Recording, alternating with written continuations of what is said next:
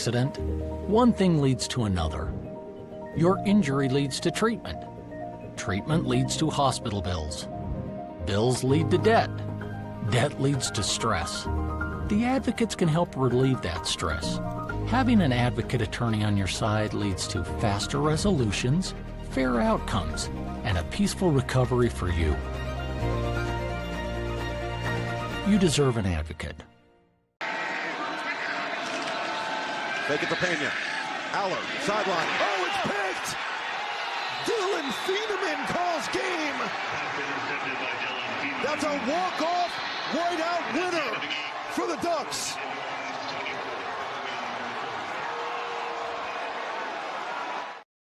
This is The Monty Show, the truth in sports talk streaming. When you want unbiased opinions about your favorite team without the spin, all you have to do is find The Monty Show, streaming live and available 24 hours a day, 7 days a week on YouTube.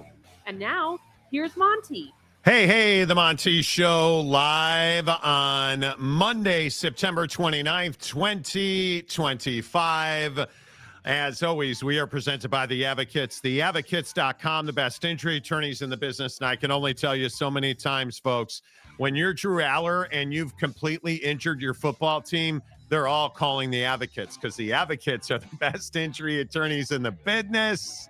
And the best part is you never reach into your pocket to pay the Advocates. No, you don't pay the Advocates unless and until they win your case. So if you've been in a car accident, your neighbor's dog attacked you, maybe you got hurt at work. Yes, they handle workman's comp and workplace injury cases. Ask them, hey, do you handle this? Yes. Hook it up, theadvocates.com.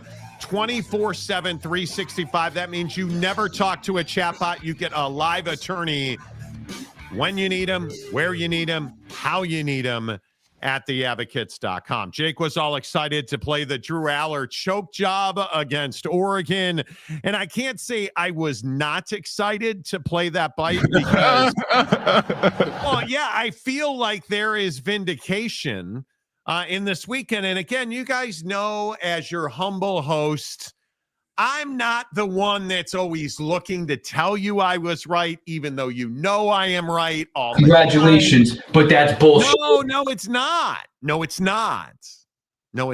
I warned you about Drew Allar, and I will sit here and I will tell you until the cows come home, the best teams in this country have quarterbacks who can stand in the pocket and deliver the football. And I am telling you now, Drew Allar's not one of those guys, and we have a lot of games to get to today. But when you look at Drew Allar and you look at James Franklin and the Knuckle Deep Boys, you clearly understand that when the best teams come to town or they go out on the road to face the best teams, they lose games against ranked opponents because Drew Allar cannot be counted on to deliver the football when it matters most. And Jake, you love talking about James Franklin's record against big teams. I think Oregon counts as a big team. Yeah, I mean, first thing that's got to be said today is we are not. That's number one. Second thing that needs to be said today is 4-21 against top 10 teams. Mm-hmm. Third thing that needs to be said today is Monty, I actually disagree with you. Hey, Monty. Drew Allar is absolutely a dog at standing in the pocket and delivering the football to the other team, Monty. He is excellent at that. He cost his team a win, in my opinion. A poor decision. I don't know if he was playing hero ball, unwilling to throw it away. I don't know, but that was not a good decision. And you can look at the film, you can look at the play 100 times. I don't know what that throw was. You were trying to get it over the linebacker and in front of the safety and to your guy, and it just was not a good decision with where the play was at that time. And I just think that, there needs to be, I don't know. I right after the game, I was like, well, should Oregon be number one in the country? Right? That was the first question that came to mind. Does this win mean that Oregon's number one in the country? And initially I had said, you know what? No, I'm not going to have number one in the country because I still think you got to show you can beat Ohio State. This is a hell of a win. You went to Penn State during their whiteout game and did your thing and deserve a ton of credit. But I I don't know. I think that's our overreaching conversation is what does this win actually mean in the grand scheme of things? Because obviously there's this big debate over it. Oh, I think it's a huge win. I don't think there's any question that when you start looking at what this win meant to Oregon and what this win meant to Dante Moore is head and shoulders now the leader for the Heisman Trophy. I think that when you look at Oregon and really Dan Lanning, if we're being honest, Dan Lanning needed this. Dan Lanning needed a victory that was a resume builder, because I think what happened to the Oregon Ducks in the playoff last year was incredibly damaging to his legacy. And I think all that talk's now out the window. His reaction after that game, I think really matters. And I think you start thinking about guys like James Franklin, and I don't know where Penn State goes from here. If we are truth-telling about Penn State versus Oregon, the truth is Penn State's exactly who we told you they were. They do not have a quarterback and they do not have a head coach. And the truth about the quarterback is Drew Allar is slow, he is unathletic, and he is inaccurate. And those three things will kill you at this level and the next level. And I understand the Happy Ending Valley boys and all of the supporters of the Epstein Island totally get it, man. You guys are drunk on the Allar Kool-Aid, and he came back. They had a point to prove. I'll say again what I said last year. Drew Allar came back because he got picked off against Notre Dame. If they had won that game, which they were never in danger of doing, but if they had beaten Notre Dame and Drew Allar had been a reason they beat Notre Dame, he'd likely be in the NFL. But the truth about what happened at Happy Ending Valley against Oregon is Drew Allar probably cost himself the top 3 rounds in the NFL draft, unless there was a remarkable turnaround, unless somehow, improbably, Drew Allar figures out how to read a defense and throw a football accurately. He's not a top 3 round pick. All that nonsense is out the window. What we know is James Franklin doesn't win games, and I don't care what he says in his postgame. James Franklin is wholly unlikable, and he's not a guy that's easy to respect on top of that. I get that narrative, and it's really not a narrative. It's factual. It's the facts.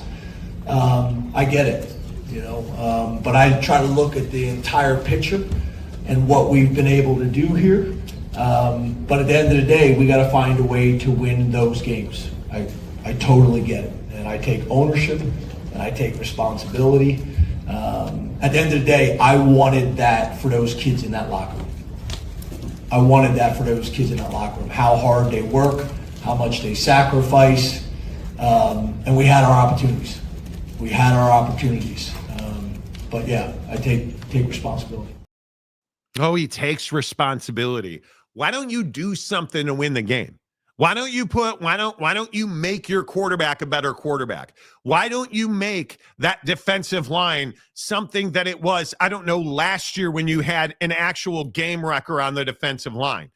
Penn State's defense is good. It's not great. And Drew Allar cannot handle the biggest moments. And until they figure that out, I am telling you now, Penn State does not belong in the conversation for the college football playoff. Yeah, I mean, I just don't know how anybody continues to justify it. I mean, I how do you lose that game? Like, and I do think, let me preface, I do think there's a large conversation about giving Oregon and Dan and Dante Moore and their team a ton of credit for what they did, because they did a lot of great things in this game. But as far as Penn State is concerned, I mean, how many times are you going to lose the big game and sit there and say, yeah, I take responsibility? And I would even go a step further and say, how many times is the athletic department going to sit there and lose their whiteout game to Oregon and just be fine with it? Because the reality is this is no longer, it's like, I mean, literally, like, I can't believe I'm doing this, but I tend to agree with James. Like, it is the facts. It's not a narrative. It's the truth. Like, a narrative would suggest that it's a made up thing that we're trying to push a narrative onto this team. Yeah. Like, it's not a narrative, dude. It is the reality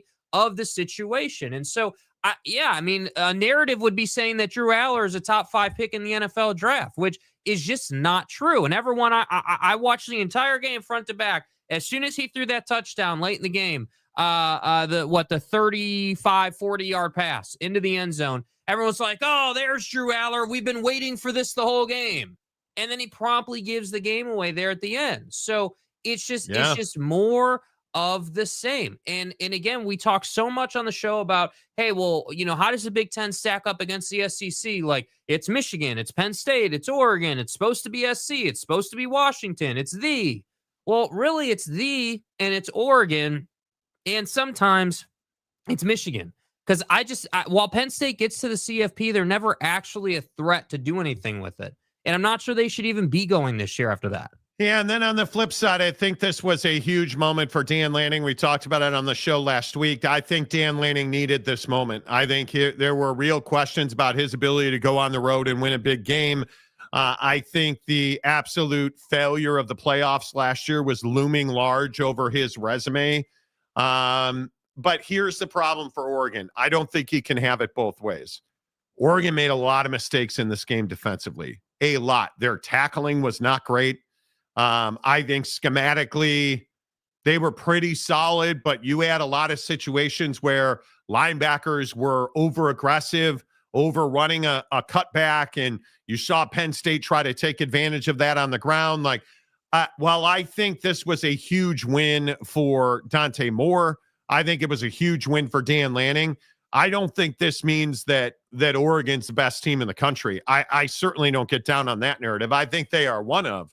But Oregon now has to clean up the mistakes. I think the things we saw from Oregon and this kind of performance tells you, hey, yeah, Oregon's absolutely a national championship contender. I don't even know how you would question that at this point. But I think the really good teams adjust and figure out how to clean up the mistakes. And one of the things that worries me a little bit about Oregon is the consistently over-aggressive defense at the point of attack. We've seen that now for 2 years. I think it hurt Oregon at times last year, and they have not fixed that schematically. And I look at some of the numbers out of this game, and a couple of the things that really worry you is Penn State 6 of 15 on third down and 3 of 3 on fourth down. You got to figure that number out. Obviously, I think the defensive numbers look just gaudy. When you hold Penn State to 139 yards rushing and you hold them to 276 total, that's a pretty good defense. So while I might be nitpicking, I think Penn State's very average offensively. I think they're an elite running team. I think their offensive line is not as good as it has been historically, and I think Drew Allar is just an average-ass quarterback. I expect Penn State to get better as the weeks go on and have a little more discipline at the point of attack. They probably could have had Drew Allar 9 or 10 times. If we're being totally honest, just looking at some of the plays and some of the numbers, Oregon probably could have had him, I think, a minimum of 7 times. But they were too aggressive up front, and it cost them. So you wind up only sacking him 2 times. On top of that, you had 5 tackles for loss. On top of that, you had 3 passes defended. Don't get me wrong. I think very largely, Oregon was the significantly better team. But they allowed Penn State to hang around by being over-aggressive up front, and I think they need to fix that. Yeah, and I think situationally, I completely agree. I mean, you were in a place in this game where, you go up 2 scores, and, you felt great, and Dan Lanning's on the sideline saying it's over and talking junk and everything. And then Penn State climbs back into the game. And frankly, your poor tackling and your poor execution allowed them to do that. So that's why, for me, as I said earlier, I wasn't just right into, hey, Oregon should be the best team in the country. And that was definitely part of it. But I also think there's this part of it where it's like, hey, Ohio State is still, to me, the best team in the country. That's an elite defense.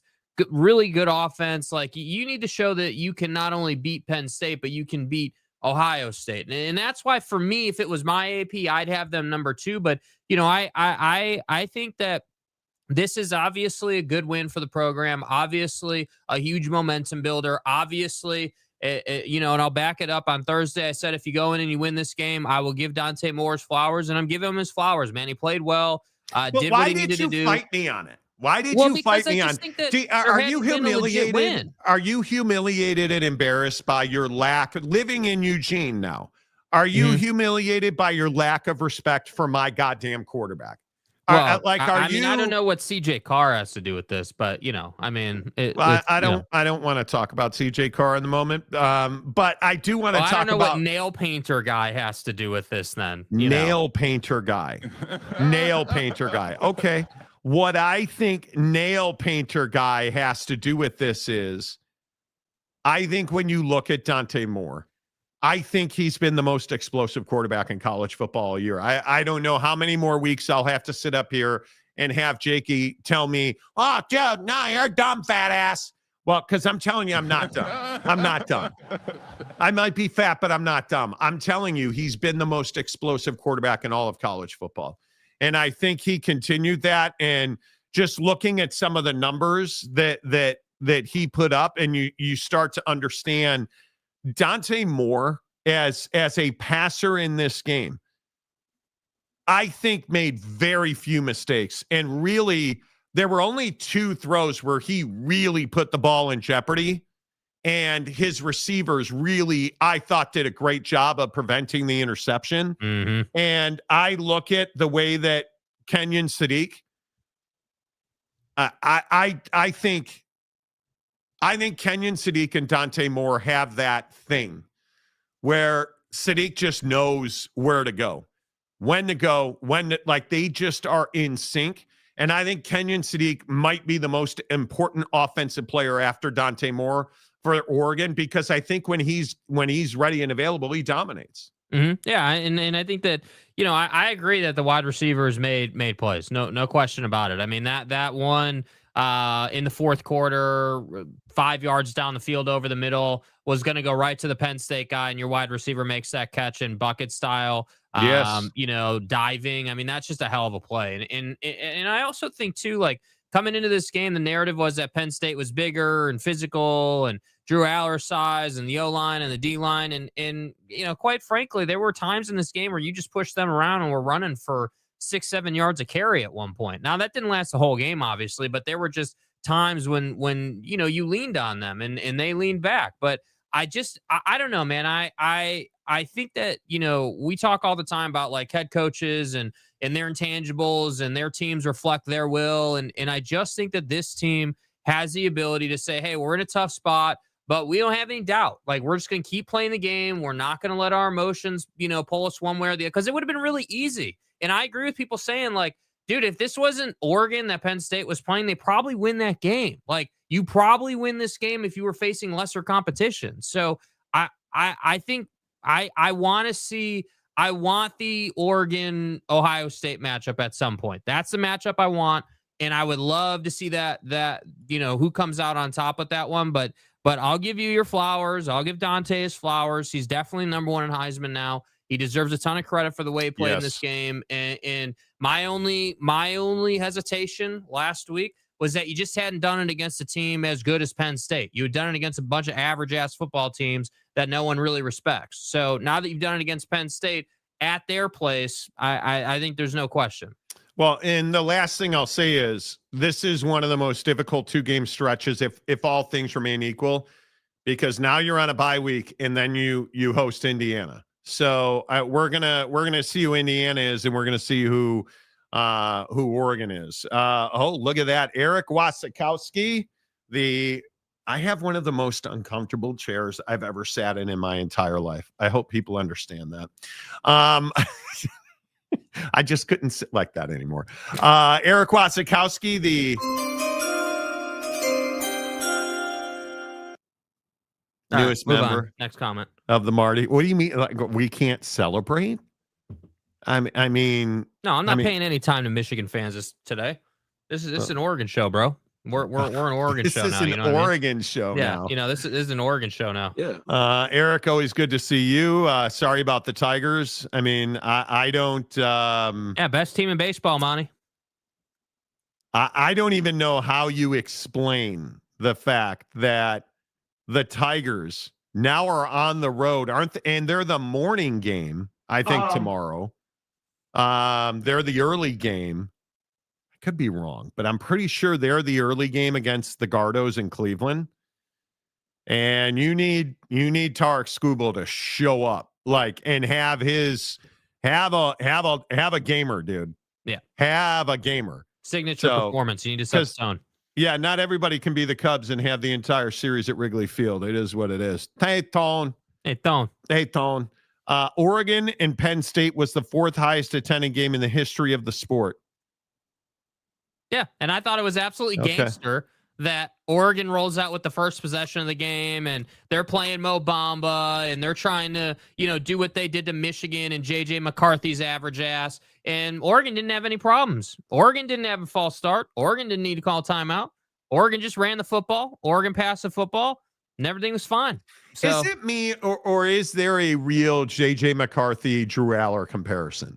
Yeah, I mean, because I think there is. Size, I mean, Drew Allar is obviously bigger than dude, but they're both average-ass quarterbacks. The way they play, I don't think there's any question that those two are very similar. I don't have any doubt. And man, I've never been happier than I was to see a quarterback fail than I was when Drew Allar threw that interception. Okay, let's move on. Big Pontiff. Franklin is looking like the next head coach at the Oklahoma State. How about Oak State James on Twitter the other day? Oh, I told you, Monty. Because they fired their mediocre ass coaching staff, essentially. Yeah. I told you, Monty. I warned you. They're going to fire everybody. Everybody's getting whacked, Monty. I told you. My source on the sideline called me while I was in the shit box and told me it was happening, and I told you. Oklahoma State's bad, dude. But again, and I want to get into this a little bit, and I'm sure this will tweak some of you. When you look at this ridiculous, terrible, this is an embarrassment of a poll, dude. I mean, literally, this is embarrassing. In all seriousness, how does this math at all? First of all, you're putting Virginia in the top 25 and Utah's not in the top 25. Okay, BYU's only at 23. How is Notre Dame in the top 25? And the whole thing, how is Florida State still ranked? Somebody explain it to me. How are we? Does this thing have any credibility at all anymore? How's Bama not a top 5 team? No idea. No earthly idea how Florida State, who got blown out by Virginia, one of the worst teams in the country, Virginia. Oh, I'm sorry. One of the 25 best teams in the country, Virginia. They're not. You explain to me how Florida State is still in the top 25. And are the Knuckle Deep Boys only fall to 7? And you're telling me that Alabama is only 10th after beating Georgia again? And so are you telling me you think so little of Georgia you dropped them to 12th, and Texas Tech, who's on a bye, stays at 11?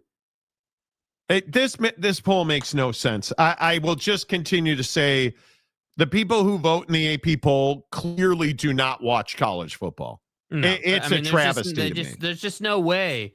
There is no way that anybody watching college football this week would have Bama at 10, cock on thigh at 7, and Georgia outside the top 10. Yeah, because I don't get it. The truth is that if you did watch college football and you do know the narratives and you do know the storylines, you know that Kirby has always struggled against Bama in his career. Now, okay, Nick Saban, all right, cool. Yep. I could write that off. Not trying to make an indictment against Kirby, but the reality is losing to Bama like this when it's Kalen DeBoer didn't help your case, Kirby. Still, though, even with that loss, if you watch that game, you're like, yeah, dude, like those are two pretty good teams. They went back and forth, and Georgia actually climbed back into that game after being down a little bit. Like, there's no way Georgia's outside of the top 10. No absolute way that's and no, Texas Tech is not better than Georgia. Sorry, dude, you're not getting that from me. It's amazing to me, and Steely, I totally agree. There's no way they watch college football. And I agree with your take on Virginia, dude. Really quick, I agree with your take on Virginia, by the way, in Utah. How the hell Virginia gets this amazing overtime win and everything was awesome, and Utah gets a win, albeit West Virginia, get it, but Utah should be a top 25 team, no question about it. Yeah, I am. I'm amazed by it. And Steely, nervous times in Seattle for you guys over the weekend. Like, whew, that was a little uncomfortable. And then the second half happened and everybody woke up. So, that's frustrating. Jake is registered with the Green Party. Okay. Yeah. Sooners top 5 for what? Beating a bad Auburn team? Agreed. Two pants. How is Oklahoma at top 5 with a busted QB? Totally agree with you guys. No idea.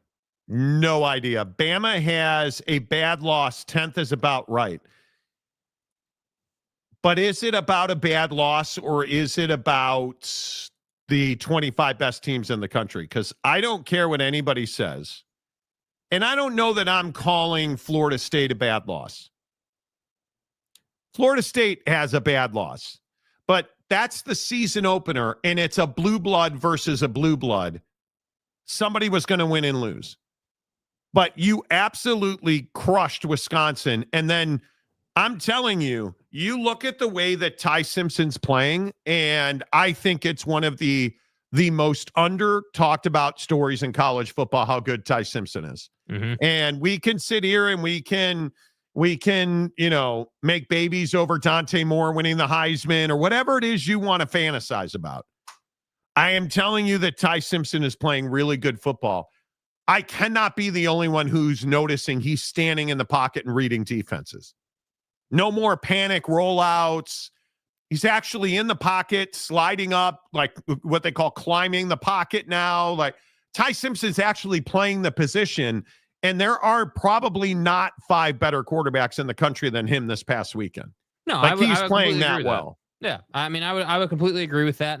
And to counter this point right here, if you're going to have that take about Bama, then what are we saying about Texas, right? I mean, how is Texas sitting there with not yet a get back victory on their ledger with a quarterback not playing great? Yeah, with a quarterback not playing great, and they're still sitting there. So, while Tony, I don't disagree that you can, if you feel like it, make a case about the Florida State loss. But the reality is, Florida State until this week had been everyone's All-American, right? Yeah. Everyone was all about Florida State. So I don't really want to hear that Florida State's a bad loss. The only reason that was a bad loss is because of all the garbage that you were doing pregame that everyone got on video. Most notably, it didn't look like you were taking it seriously. It looked like you thought you were better than them. And we talked about that. But I do feel like DeBoer and that coaching staff have kind of reset that team a little bit. And you can kind of see they're taking things a little more seriously.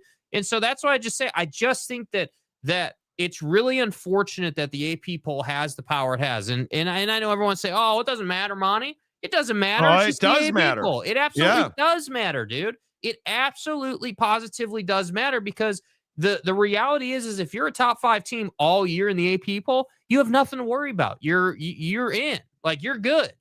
Regardless of whether you win your conference or not, you're going to be in the CFP. But if you're, again, look at, Texas Tech might be the best example. You're idle this week. You're on a bye week, and you just stay right where you are. How does that pan? How does that math? So, I don't know, man. I think that I don't, I'm not going to sit here and profess to say that I watched every single college football game this weekend, but I can look at the AP poll and tell you, hey, Virginia shouldn't be there, right? And we can bandy about who should be there instead of them. I do think it should be Utah.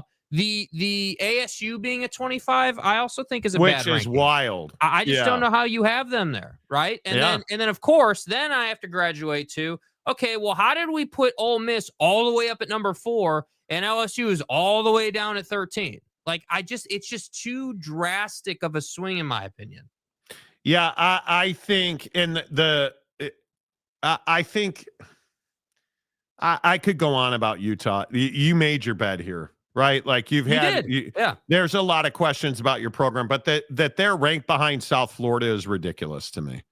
It is, South Florida got more top 25 votes than Utah. Come on. And the other things that stand out to me in this poll, there's a lot of defense on this board. And I look at Ohio State, I look at Oregon, I look at Oklahoma, I look at Indiana, Texas, certainly, who I think still is one of the best defenses in the country, if not the. I don't think there's any doubt Kalen DeBoer and Alabama have a defense. Texas Tech, Georgia. Like, you look at the defense, you look at the teams on this board, there are very few high-powered offenses. Ohio State might be one. Obviously, Oregon's one. But there's, other than that, I mean, you look at these teams, Mateer, obviously out. Oklahoma's not high-powered. A&M's not high-powered. Certainly, the knuckle-deep boys aren't high-powered. Indiana, I think Arch has been bad. I think there are questions about Alabama. Texas Tech, certainly from what we've seen. Defense is winning college football games. And at some point, somebody's actually going to take Chaboy's advice and turn themselves into an unbelievable offensive juggernaut, not unlike Oregon, because I think that's what's going to win you the college football national championship. I do not believe. I think the best offenses can beat the best defenses in college. I am convinced of that. I think I look at Oregon. Dan Lanning's a defensive guy, but what does Dan Lanning have? He's got the now leading candidate to win the Heisman Trophy. Again. So yeah, I feel like there are some patterns here, and I'm curious at the end of the day who winds up winning this, because I think this is one of the best defensive years we have ever seen. Yeah, and I would agree that I do think at the college level, and it was on full display with Oregon and Penn State. I also thought we saw a good bit of it with Bama and Georgia. Like the ability to check at the line as a quarterback is definitely happening more this year than in prior years. I mean, I see guys, changing the play. Where are you going to run it? Changing and alternating protections. Like, it's not optional anymore, man. But my point is, and I agree, but I just don't think we saw this level of sophistication even 2 years ago, 3 years ago. Because I think we didn't have this caliber of athlete at linebacker. We didn't have this caliber of athlete at defensive tackle even a decade ago. Yeah. And I think when you really look at these teams, this is what I'll say about CJ Carr and Notre Dame. Well, I don't think Notre Dame's one of the top 25 teams in the country. That's just my opinion. CJ Carr is playing a hell of a good quarterback for where he is as a quarterback, as a guy who essentially has zero experience. CJ Carr is playing a pretty high level of quarterback. And Notre Dame, who's at 21 in this poll, it was Arkansas, but they've scored 112 points in 2 weeks, and that's not accidental. And I start looking at CJ Carr, and I start looking at some of the numbers. I mean, he's not throwing it underneath. He's averaging 12 yards of completion. And you look at the fact that he threw for 431 yards. Well, Notre Dame did. But CJ threw for 354? It's ridiculous how fast he has improved. In the Miami game, and I think anybody that watched Miami Notre Dame, I think it's hard to argue, CJ Carr couldn't operate.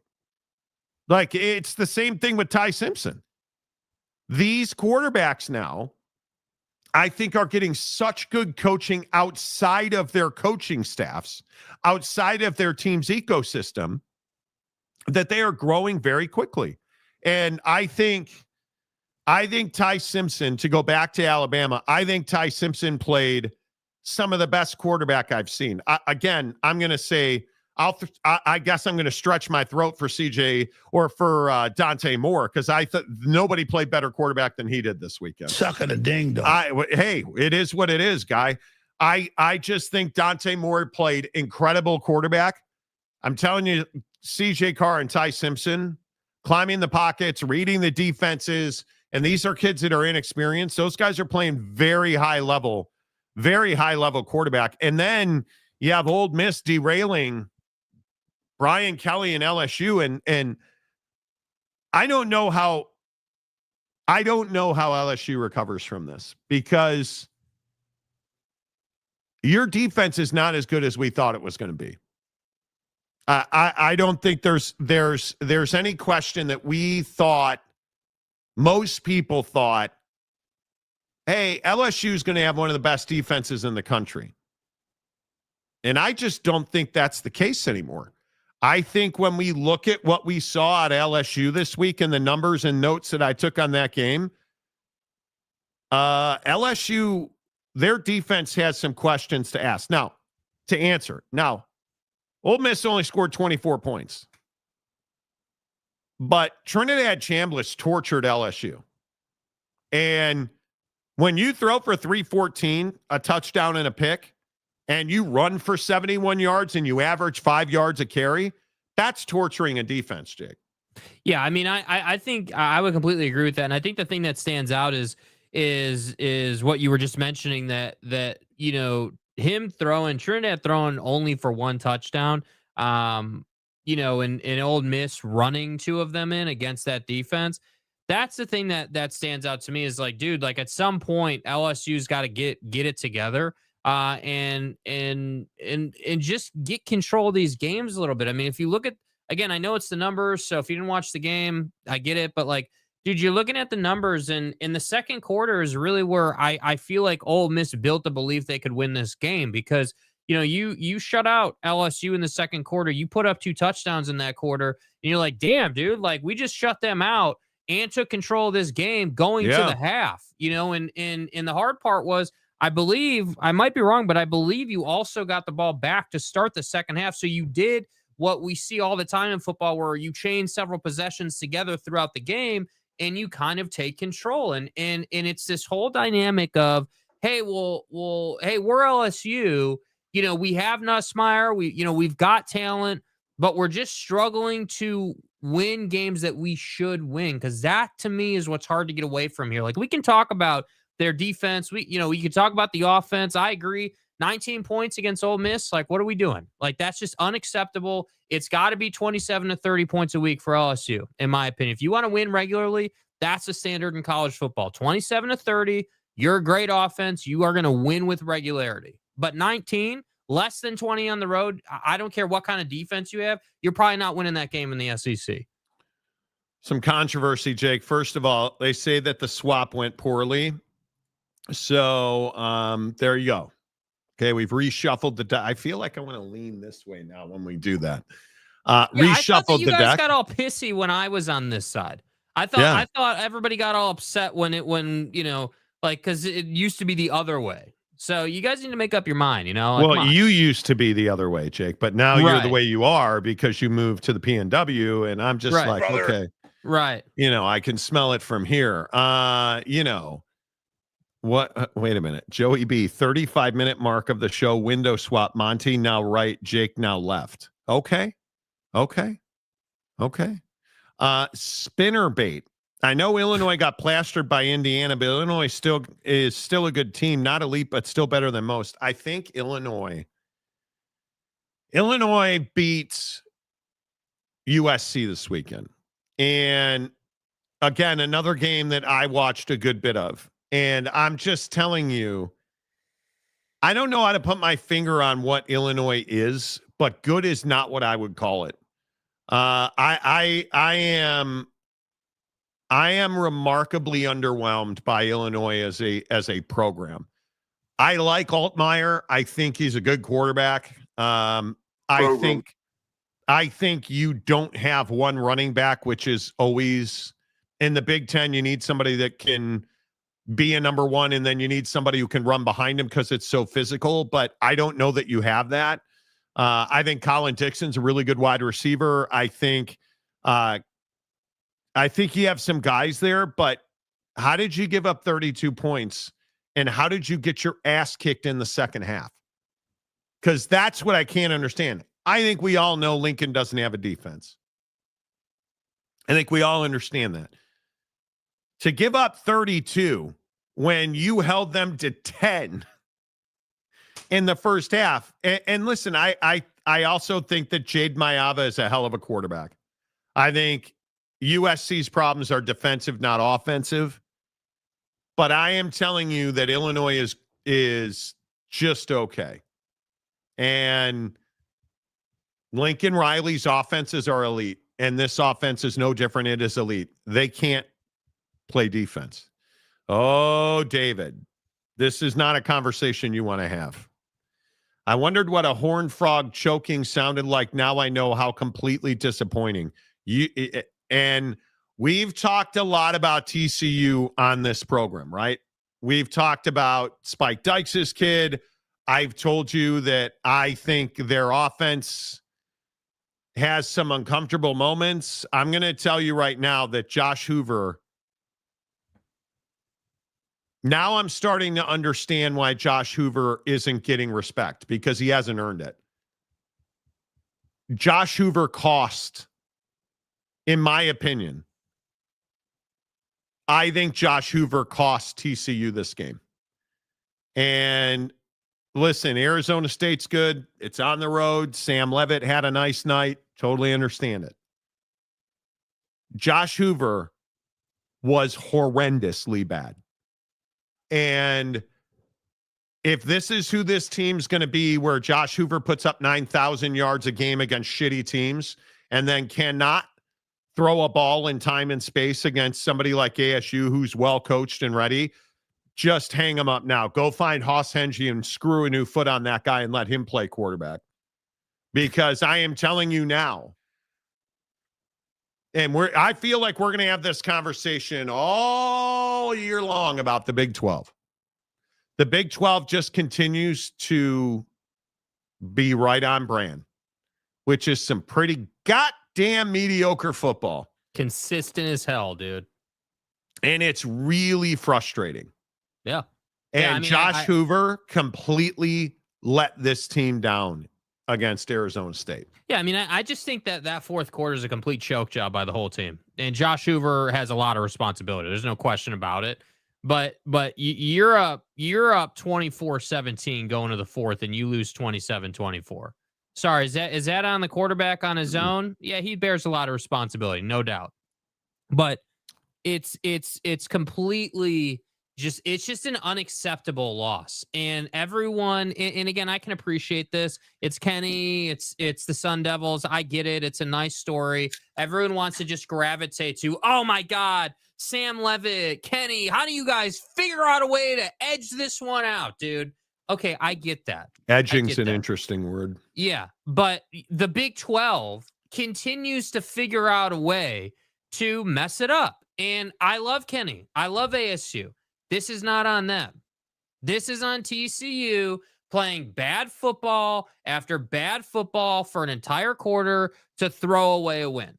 And that's what I struggle with, dude. Like, we ask the question all the time, right? And we get criticized for it sometimes. Like, at what point is the Big 12 going to be capable of putting two into the CFP? At what point? Not this year. Yeah, it ain't this year, right? It's definitely not this year. There's no way in hell. Like, it's not ASU. It's definitely not TCU. It's definitely not Goldilocks in K-State. It's definitely not, Utah. Like, it's Texas Tech, and that's pretty much it right now. And my God, if Texas Tech loses a game, now we're really going to have a conversation. Well, and you can say that about a lot of people. I think, well, hell, Oregon. If Oregon doesn't go undefeated from this point, it's a disappointment. But I like Sonny Dykes a lot. I'm a huge fan. I think he's a great dude. This is not a well-coached team. You had an interception because it appears the quarterback threw it to the wrong guy who wasn't looking, and when he turned around, it hit him in the chest on the goal line. That's a mistake you cannot make against a good team like Arizona State, who is well coached and well prepared. And I wish I could say the same thing about TCU. Can't give up 6 sacks in a passing offense and then get your ass handed to you by ASU's offense. Like you can't. It just, there comes a point. And I think this is the curve that Texas Tech is probably going to face, because Texas Tech is going to find a way to lose a game. Baron Morton, I'm going to continue to say, Baron Morton is the Achilles of the Texas Tech leg, if you will. I look at that team, and I look at TCU, and any team that is wholly reliant on their quarterback throwing the ball repeatedly. What was so great about having Taj Brooks in Tortillaville last year, you have to worry about it. You can just turn around and hand it off to Taj Brooks. Can't do that this year. You mean Cam Scattaboo? Well, Cam Scattaboo's an interesting one, but Sam Leavitt's raised his level now. Sam's played well certainly better than he had played. right? Because I think when we looked, early this year, he played much better. He was one of the reasons they beat Baylor. There's just no doubt about that. He was the whole reason they lost to Mississippi State. There's no doubt about that. And I think he played very good football. 27 of 39 against any P4 team is really good. But I'm not talking about ASU. I'm talking about Hoover and Dykes and TCU. This league continues to have issues with unbalanced football teams. And you look in the Big Ten, their best team is not only balanced, they're dominant on both sides of the football at Ohio State. I look at Oregon. Oregon is certainly better offensively than they are defensively, but man, they're not bad defensively. We can look at the ACC or I pick your poison, the SEC. I don't know who the best team in the SEC is, but they're all very good defensively. And I am telling you, Ty Simpson, who's the best quarterback in the SEC right now? If I said, it's got to be Ty right now. It's got to be Ty. I don't mean physical traits, or I'm talking about who's playing the best quarterback in the SEC right now. And the answer is I don't have an idea. And maybe we should ask Congressman, Finebomb. We got to talk about that story. Joke. But I look at the SEC doesn't. The SEC right now, their best teams are all really balanced. And so when I look at Texas has arguably the best defense in the country and a quarterback who we hope turned a corner. Probably not. Well, show me Brian Kelly doing Brian Kelly things, in Death Valley. And again, I know you guys say, Monty, you don't know ball. Well, how did Gunnar Stockton impact this football game? He didn't, which is why they lost. 13 of 20, 130 yards and a touchdown. And they ran for 227. They almost doubled his production running to him throwing. I'll just keep saying, who's the team in the Big 12 that's got a dominant quarterback and a dominant defense? Show me that team and I'll tell you who's going to win the league. Yeah, because it's not even Iowa State who ho-hum won another football game. Rocco Becht hung like a steer. But does Iowa State scare anybody? No. Probably not. Probably not. And I wish I could say that Dave Aranda has an elite defense in Waco because I love the quarterback at Baylor. They don't. They don't, which is why they're going to find their way to the middle of the table. And I think at the end of the year, it's going to be Iowa State, BYU, and Utah. Because I think they're all really good defensively. I don't know what to say about Bear Bachmeier at BYU. You want to talk about another quarterback that's stunning? Bear Bachmeier is playing incredibly competent football for a guy who a month ago looked like he couldn't throw his way out of the weight room. Mm-hmm. Like, I am stunned because I'll also sit here and take credit for that defense. They're a bunch of murderers at BYU. I mean, that defense is incredible. To win the game that they won at Folsom, they had no business winning this game. They had no business winning this game. And yet Bear Bachmeier is the only reason they won the game. But I mean, the defense did its job. I wish that LJ Martin had a better game because he's the best running back in the country thing. Yeah, you can just write that off.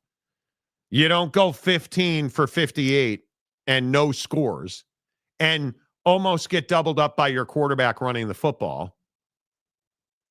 But this is the game that you'd look back and be like, yeah, that's why they didn't go to the conference. Remember that game at Folsom? Yeah, where they shat the bed and they really did. Nope, they won this game. And this will be the game now that you look back and you're like, hey, that's where Bear Bachmeier broke out and made those little plays and, Yeah, well, we'll find out because now you're going to play West Virginia, Arizona, and Utah. So we'll get a good idea of what he can really do. Find out. Bryce Martin, funny, Monty, how quickly that ankle injury got better against West Virginia. Yeah, ankle looked just fine, didn't it? I don't know that it looked just fine. He's still missing. And I think people want to take shots at Utah, which I'm here for it. Do it. I think Utah's 4-1, and they've got 2 P4 wins now, and they dominated West Virginia. I understand it's West Virginia, down year. Don't even hate you for it. But I'm telling you right now, if Devin Dampier's the guy you're picking on and you think he was faking somehow, or he doesn't have the twitch that we're used to him having. He only ran the ball 11 times for 33 yards. He averaged like 3 yards a carry and a touchdown. It's not like he's running all over the place. He actually did not look fully healthy. Now, he threw the ball exceptionally well. But what happened? Well, their defense showed up and beat up a really average-ass offense. And much to what Jake's point is, and I don't even disagree with it, Utah has to be perfect now. Utah doesn't have room for error because you were really bad against Texas Tech. And now you've got Arizona State, and it's going to be really interesting to see how you wind up playing that game. Yeah, I just think that the ankle injury thing and the narrative around this team, you know, until they get another big win, like I would categorize Arizona State as a big win. You go and beat Arizona State, okay, cool. That's a good win. No real way to get around that, right? Yep. But like I just think that, you know, whether you're a pissy ass Utah fan, if you're disgruntled, or if you're a Utah hater, right? You're sitting here saying, okay, well, didn't really hear too much about the ankle against West Virginia in a blowout win, right? But heard a bunch about the ankle at the end of the Texas Tech game when you didn't do what you wanted to do at home on national TV. And I think that's the issue that people keep bringing up. And to that, I just say, okay, cool. If that's a narrative you want to ride on, cool, man. I agree. You got caught with your hand in the cookie jar. And whatever you want to say happened, you got caught. Did they? Yeah, I mean, it's a bad look, dude. It's a bad look. You don't get to not have him on the injury report and then say that he had a bum ankle when he lost the game. But they're not talking about okay. They're not talking about his ankle being injured. He's never talked about it. Witt mentioned it because he was asked about it. They're not the ones talking about it. I think it's this thing where, especially in this conference, people want to hate Utah. And I say knock yourself out. Mm-hmm. I think Utah has a lot of proving to do. I think they're that team that you justifiably should say that's an average ass football team, because they are until they're not, right? Mm-hmm. What I can say is I don't know who the best team in this league is. And Texas Tech is not going to be tested the rest of the year. I think that they got to go to Houston, and I should rephrase that. Talent-wise, they're not going to be tested. Will they show up for every game? That's Joey's job.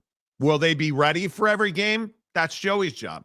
We're going to find out, but my guess is Houston, Kansas, at Arizona State. Arizona State's clearly, I think, their toughest test left on the schedule, because BYU's in Lubbock. K-State's not good. Oklahoma State's ass. UCF and at West Virginia. This conference just, until it gets on board and until you can figure out how to fix it, I just think this conference is going to be ass. Yeah, it's going to be average. That's what it is, dude. It's not a bit. No. Because the Big 12 is not terrible. It's just not elite. It's not.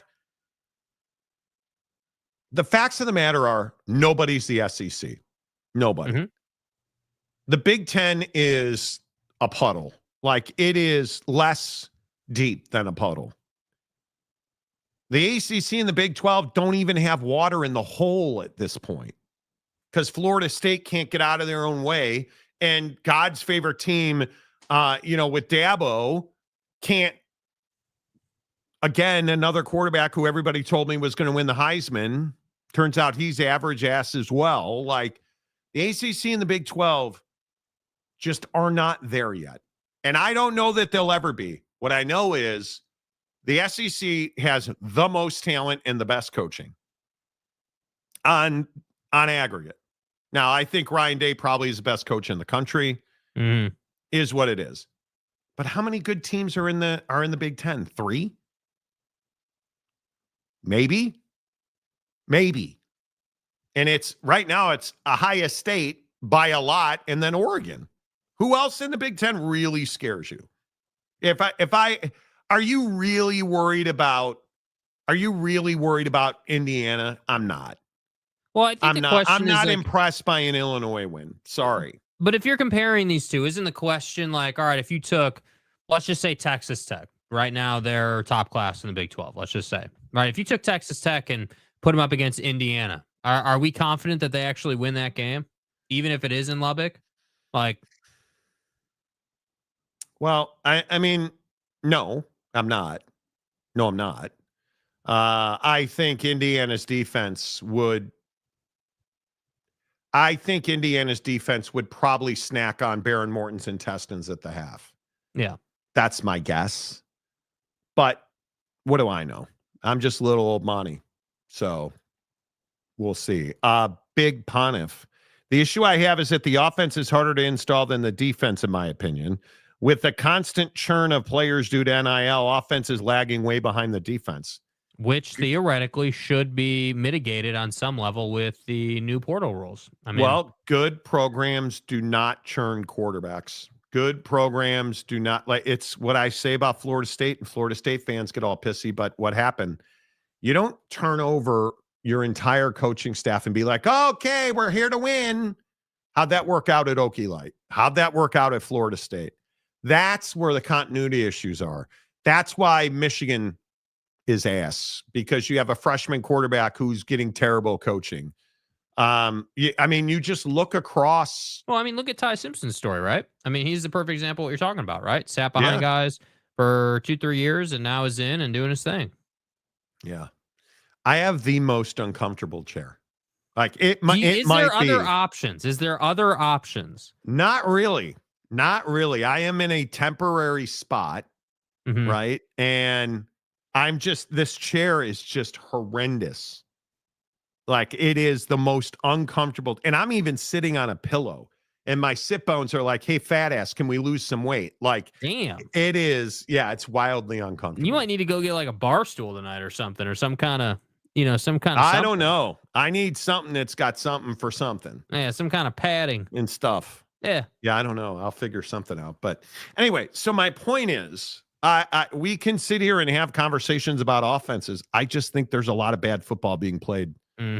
So, King of Thailand, Alabama has 2 losses. They beat Georgia. Help me make sense of this, Monty. Well, what do you mean? Sense of what? Sense of the AP or what? Of what? I mean, first of all, they don't have 2 losses. They only lost to Florida State. So you just beat Georgia, which is why they should be ranked. And I think higher than they are.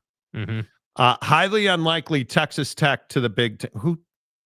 Nobody said Tech's going to the Big Ten. Why do you guys do this?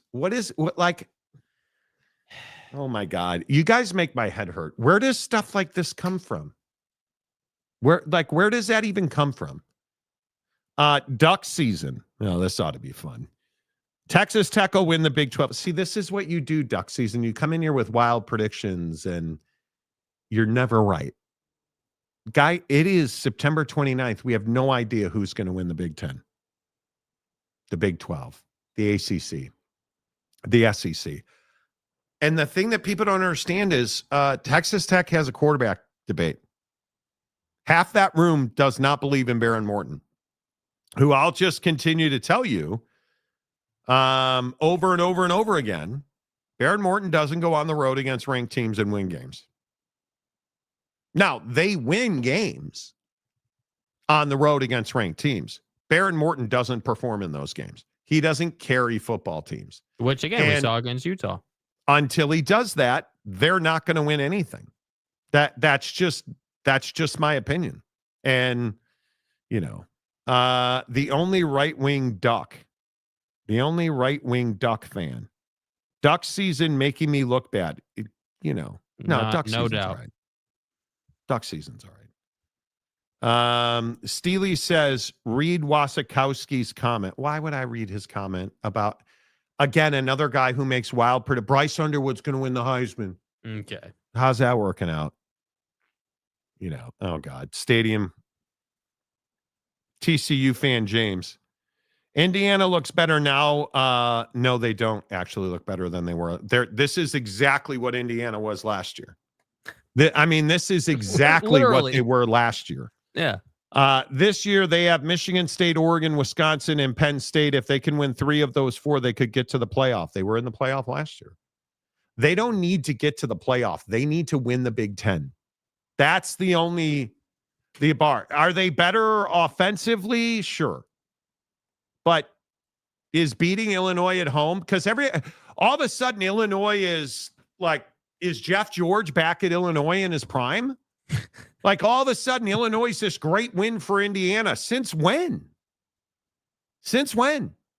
Because I don't see it that way.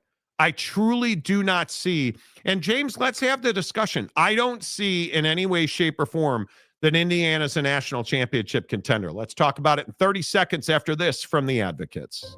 You're not just a case. You're not just a client. You're a person, and you deserve support. You deserve simplicity. You deserve communication. When you hire an attorney, you deserve clear, risk-free advice that guides you to the best possible outcome in your injury case. And that's exactly what the Advocates have been providing for over 30 years. After your accident, you deserve closure. You deserve compassion. You deserve peace of mind. You deserve an advocate. 100% you deserve an advocate. The Advocates understand that when you've been in an accident, it's one of the worst days of your life. You need somebody to give you clear, risk-free advice when you need it, where you need it, and how you need it. If that's in a hospital bed, if that's on a video call, if that's online where you can talk to an injury attorney 24/7, 365 at theadvocates.com, they're ready to serve you. They've been here. They've done this. They've fought the insurance companies. Please do not trust your insurance companies. Let the Advocates handle the claims process. You get back to the best version of yourself. The Advocates will fight for you. And the best part is you're never going to reach into your pocket to pay the Advocates. At theadvocates.com, make sure you tell them you heard about it on the Monty Show. Joey B says, we need Monty on the right. I'm not playing your stupid games, boy. Yeah. Come on, dude. I am a leftist. Just ask Waskakowskinator. We don't take any shit. Sean, these realignment podcasts, bro. Every day, dude. Do you guys understand that there is a movement going through Congress right now that would likely eliminate conferences in college football? Like, there's. So there you go. I feel better. King of Thailand, back wall needs a little more color. Love the logo. Oh, it'll get there. So my wife is a baller. She is currently, we have matriculated to it's parts unknown, Seattle. And so this spot I'm in, I'm going to be here for 2 weeks. And then we'll deal with what comes. Pack everything up. We're out of here. Stuff. It is. You're gonna have to figure out a chair, I think. I don't know. Yeah, my ass is killing me right now. Yeah. It is brutal. Should know better than to say anything Eric says. Steely, you let me down, boy. Yeah. Come on, dude. I think Big Ten fans are so thirsty, or a certain set, because Steely's an Ohio State fan. Ohio State fans tend to be a little higher cut. No, I'm not going to do it today. Anyway, the point is, I think Big Ten fans want that conference to be elite, and it's not. It's certainly not in football. It just isn't. And I think it's easy if you're Ohio State because, well, frankly, you're elite, right? Fat Jesus. Wrong. ASU will win the Big 12. They're going to have a real shot. They're going to have a real shot. Outside of has already been won. That's right. Outside of a certain few, I think Arizona State is set up really nicely. This Utah game is the whole damn thing.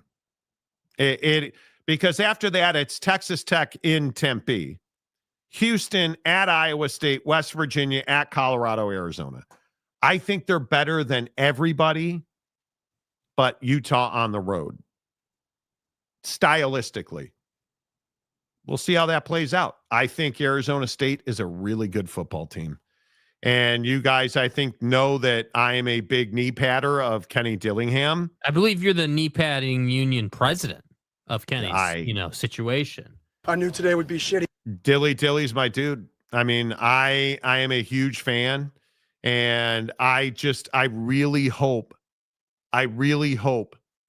that this conference in the last 2 weeks can have 3-4 teams in contention. A lot's going to have to go right for that, because I don't think you're beating Utah and Texas Tech if you're ASU. I think it's asking a lot. That's my opinion. You don't play the Utah game until the 11th, so you're going to take a breath here, which I think you really need. And I think the fact that you are within 7 days going to turn around and you're going to play Texas Tech in Tempe, that's going to be a hell of a football game. But yeah, you know what? I think that Arizona State's going to have a real chance to win this league. Dilly. A real chance. Houston and ASU will be Tech's biggest test remaining and will be Barron's prove-it stretch. Kansas ain't no slouch, though, and they never do well in the blackout games. But you know what? The funny thing is, Bryce, I really believe, based on what I saw of Texas Tech's defensive line, I think their defensive line is legit. Like, they can move bodies. They moved Utah's offensive line, which is not easy to do. Kansas doesn't have it in the trenches. I think that's the single biggest issue. The Chad Carter. Illinois is ranked, apparently ranking equals value even if we don't respect the AP poll, apparently.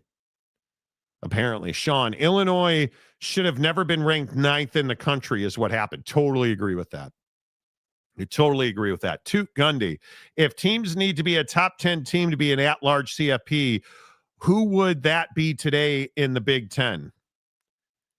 That's a great point. I mean, I think the hardest part about this stupid AP poll,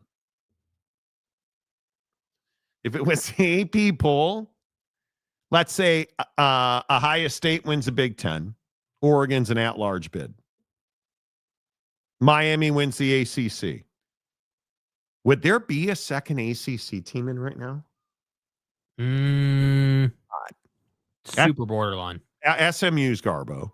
Mm-hmm. I don't think Clemson can climb their way back in. Clemson. I don't think so. I think Ole Miss is in for sure. Let's say Alabama wins the conference. Ole Miss, Oklahoma, Texas A&M, Texas. A&M or Texas? Probably A&M. Yeah. I don't know. I want to still say Texas, but A&M probably has the upper hand. Are you putting Georgia. Are you putting the knuckle deep boys in? Without a doubt. Yeah. Yep. Indiana? No. Nope. I think Texas Tech would win the Big 12. Iowa State would be the at-large. Because I don't think LSU's in. I don't think Indiana's in. So right now we'd have 3 from the Big Ten, 1 from the ACC. We'd have 4 from the SEC, right? 5. Ole Miss, Bama, A&M, Georgia, and LSU. I think Ole Miss, Oklahoma, A&M, Alabama, Georgia, and then you got to wonder if LSU or Texas get in. I don't think so. Texas. See, I don't think Oklahoma's the gimme that everyone's making it out to be. Dude. But if it was today, how do you keep them out? Well, I know how do you keep them out. If it was today, well, I mean, job of the manual's not in charge of the committee anymore. Yeah. So if it were today, think about it. If it were today, how do you keep them out? John I mean, Mateer's hurt. Yeah, that's how. The And Florida you State only have, treatment. you only have one quality win over Auburn, right? I mean, I don't think anybody thinks Michigan's anything but a bunch of cheating scumbags. I don't know. That was a national TV game. That was a big game. I know. Okay. We keeping a buck right now. We ass. Okay. Michigan beats USC. They are the third best team in the Big Ten. Dude, Do they just allow stop, you dude. to smoke weed or meth or coke or what is it? What is Like, the mind? what do you want us to say to a dumb comment like this? What am I your supposed argument, to say? Your argument is you're currently the third best team in the Big Ten. Shut the fuck up, Donnie. I think right now, Ohio State and Oregon are clearly the two best teams. And I think Indiana is clearly better than Michigan. You guys, Eric, until you come down off of whatever ayahuasca type hallucinations these are, you're not going to understand how poorly coached you are. You're not going to understand how much is being left on the table with Bryce Underwood. How little of his repertoire you're actually allowing him to use. It's shocking. And because you are still, and I would assume, because you are probably lungs deep on Jim Harbaugh, you can't, your mind, the lack of oxygen. Anyway, my point is, they're not one of the 5 best teams in the Big Ten, because I still maintain the Epsteins are better than Michigan. I still maintain, and that's 4 right there. That's not even a hot take, dude. They're a better team, dude. I think UCLA's better. Okay, they're not. Monty. I think Purdue. No, can't say Purdue. God, that league sucks. Okay, USC. Better than Michigan. Better than Michigan. You know. Let's see. Illinois. Steely, I love delusional Suckeye fans. Well, what are you? You just said you're the third best team in the Big Ten. Yeah. Like, what do you mean, dude? Like, what? And you're calling. People will read your positive shit. That's like you saying, never mind. That'd be like you calling Donald Trump. Never mind. Mr. Belton, Michigan fans are incapable of looking outside of their own bubble. I agree. Dude. Sabra. Friends don't let meth heads do Michigan. Exactly right. Exactly right. Exactly right. Oh, so here's the walk back now out of Wasikowski. Michigan is a young team that's only going to get better. Well, that's fine. So now you're not a top 3 team in the Big Ten. Okay. So now you're back to, hey, we're a young team and, it's just development time. We're rebuilding. Okay, well, let's make Wasikowskinator's head really hurt. You tell me, better than Bryce Underwood. Well, every quarterback. Duh. I'm kidding. Let's look at passing by player, and you tell me who's the best quarterback? Who's the best quarterback in the Big Ten right now? Because I'm telling you, it's not close. There's only one guy. Dante Moore. No. Don't say Julian Sand. No. Come on. Jaden Mayava. I think Jaden Mayava is the best quarterback in the Big Ten. I think Dante Moore is 2. I think Julian Sand is 3. And here's where we get into deep water. Because I actually think Fernando Mendoza is probably 4. The way he's played, you can't deny 73%, 1,200 yards, 16 touchdowns, and 1 interception. Now, they have played nobody. He's playing really good football. Mm-hmm. I think he's 4. And then I think It's got to be Damon Williams, 5. Damon Williams or Bryce Underwood? Damon Williams by a lot. I think Drew Allar or Bryce Underwood? Drew Allar, certainly. That's interesting because I don't know that a lot of people would have picked that. Here's the one that you're going to hate, Michigan fans. Dylan Raiola or Bryce Underwood? Bryce Underwood. I wouldn't have Raiola on my team. You would take Bryce Underwood over Julian Sand. No. Okay. I would take Underwood over Raiola. You would I'm sorry. Underwood over Raiola, yeah. Yeah. That's really close. Bryce Underwood or Dylan Raiola? I don't think it's that close. I think Underwood gives you a lot more ways to win than Raiola does. I would agree. I think Raiola is just a try hard that wants to look like Patty and is nowhere near. I agree. Duck season. Monty has some of the worst takes on YouTube. Okay, what take did I give that's I haven't even said anything about I just filleted Oregon for like 20 minutes. Been me patting Oregon the whole show and you're out here ripping them? Like, what do you mean? And by the way, if we have some of the worst takes on YouTube, why are you still here? Thanks for watching. Thanks for commenting and thanks for subscribing because you got to be a sub to comment. Nice job. I don't know what that means. How long has it been since Ohio State beat Michigan? How long has it been since you guys cheated? Oh, like 15 minutes. Monty is the truth god today. Trying. Big John, Wasikowski, just be quiet before you make yourself look worse. Not possible. Not possible. You said Jaden is better than Dante Moore. Well, how am I wrong? I'm not sure that that's wrong. I mean, here's have my you problem. And I'm asking seriously. My sit bones are just pissed. I'm asking seriously. Have you seen Jaden Mayava play football this year? No. Anybody? Has anybody watched Jaden Mayava play football this year? Because I am telling you, you haven't, is my guess. The guy has 1,587 yards, 11 touchdowns, 1 interception. He's averaging 317 yards a game. Do you think that's accidental? Hey, did I also mention that he's 10 points higher in QB rating than Dante Moore? And I'm just guessing, you haven't watched him play.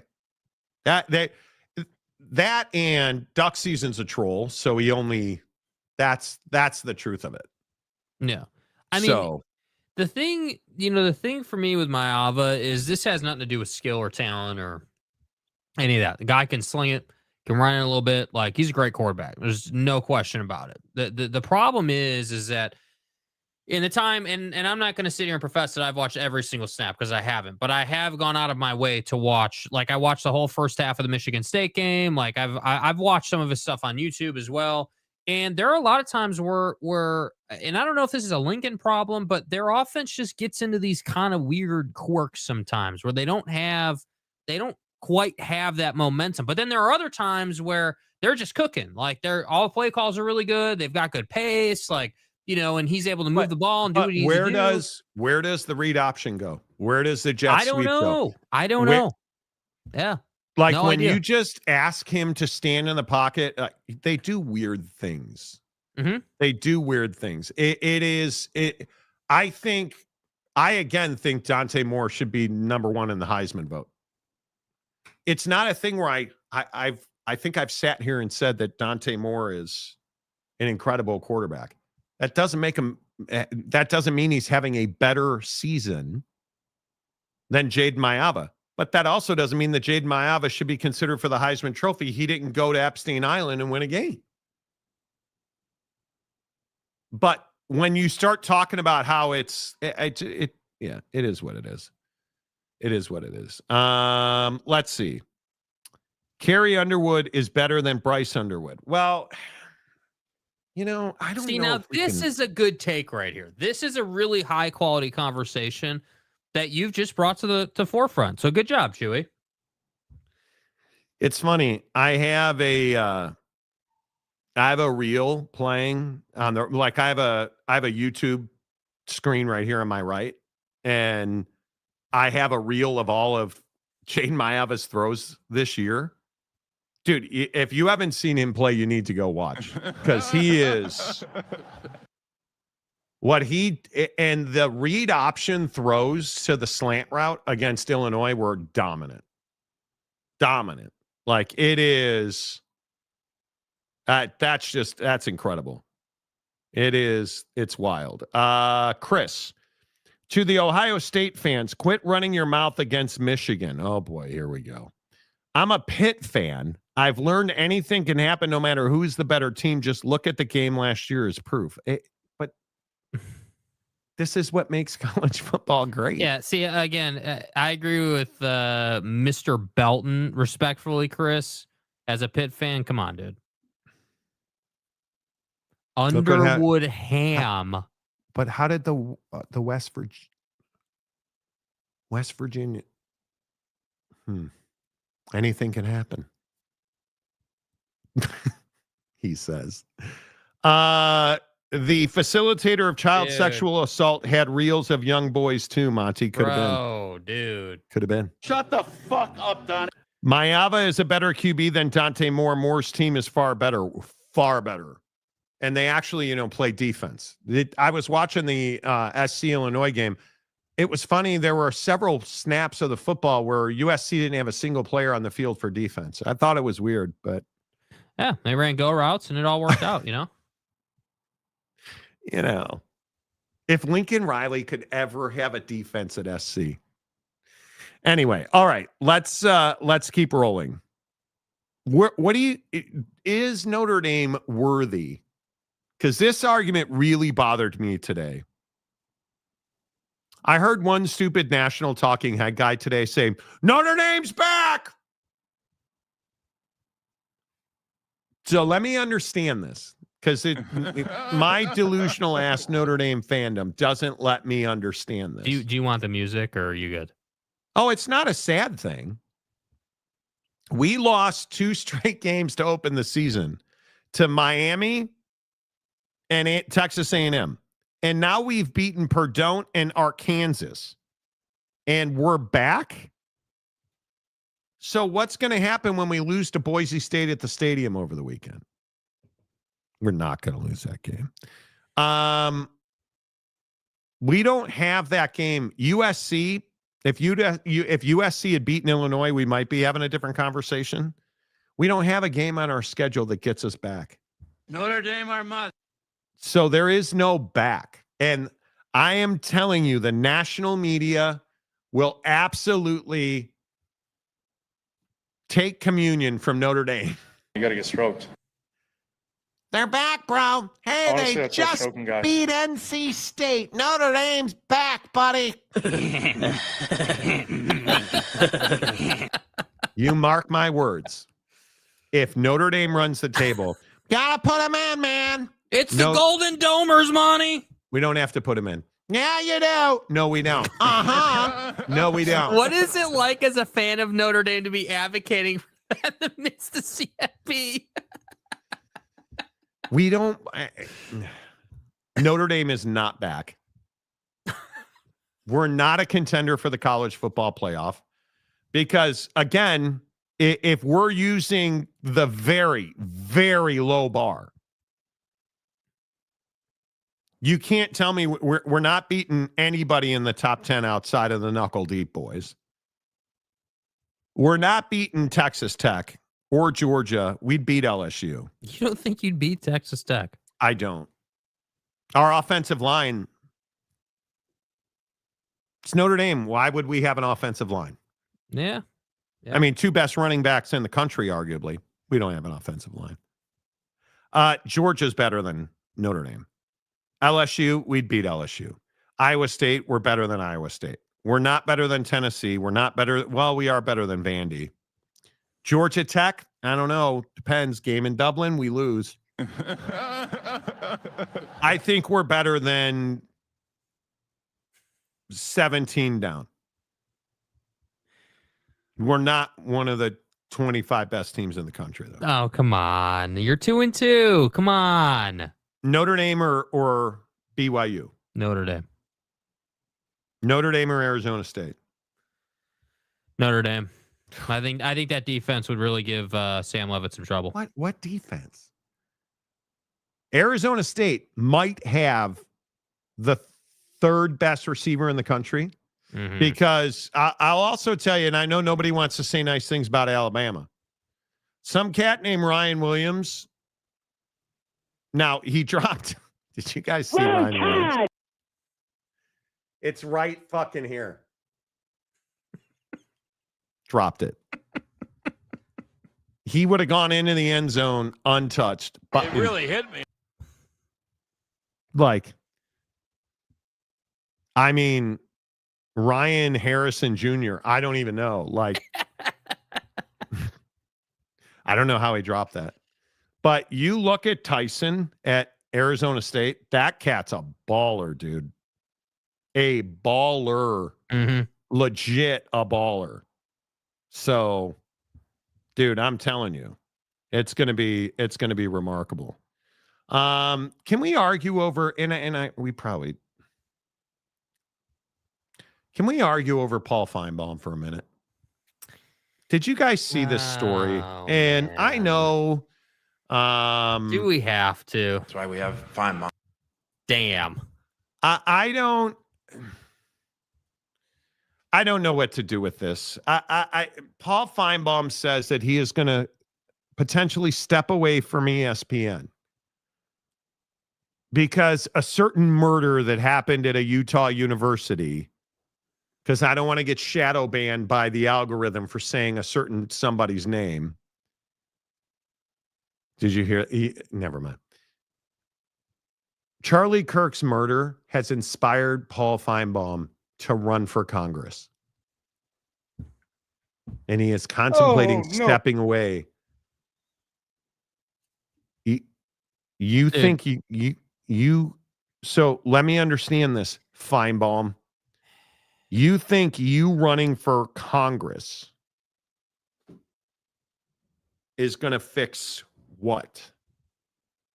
Because he's the exact guy we need not to run for Congress. We need operators, business people, right-minded people who understand farmers are starving in this country because of poor policy. We don't need wingnuts who talk college football and now think they can run for Congress. I am appalled by it. And I really hope he does not run. Listen, I can respect somebody's right to be able to be like, hey, this event inspired me to run for Congress. But, I got to say, man, the boat's already left the dock, dude. The train's left the station, whatever, the horses left the stable, whatever corny ass analogy you want to use to describe the fact that Paul Feinbaum's old and not relevant other than, when he has some take about the SEC that must be talked about. And listen, I respect the guy's career. He's done great things. There's no question about it. But I'm not, I don't know. This strikes me as someone who needs a no man to be like, yeah, listen, Paul, don't mess this up, dude. You've got a cushy existence at ESPN. You don't need to get into politics. We don't need to be ruining Paul Finebaum as a person because he wanted to get into politics. Because here's what we know. And politics is undefeated for this, right? Hey, you get into politics as someone who's never been in politics, all the skeletons are coming out of the closet, dude. Somebody will find something, and your life as you know it is over. We will forever look at you differently after, your tweets from 85 years ago came out, and they're, you said something inappropriate on Twitter 10 years ago or what. We all know how that goes. So we know that you love Nick Saban. We've seen the nudes now on Twitter. You know what I mean? So it's dude, please don't save us the trouble. Is there nothing that is immune from the death trap known as politics? It just seems like it's everywhere now, man.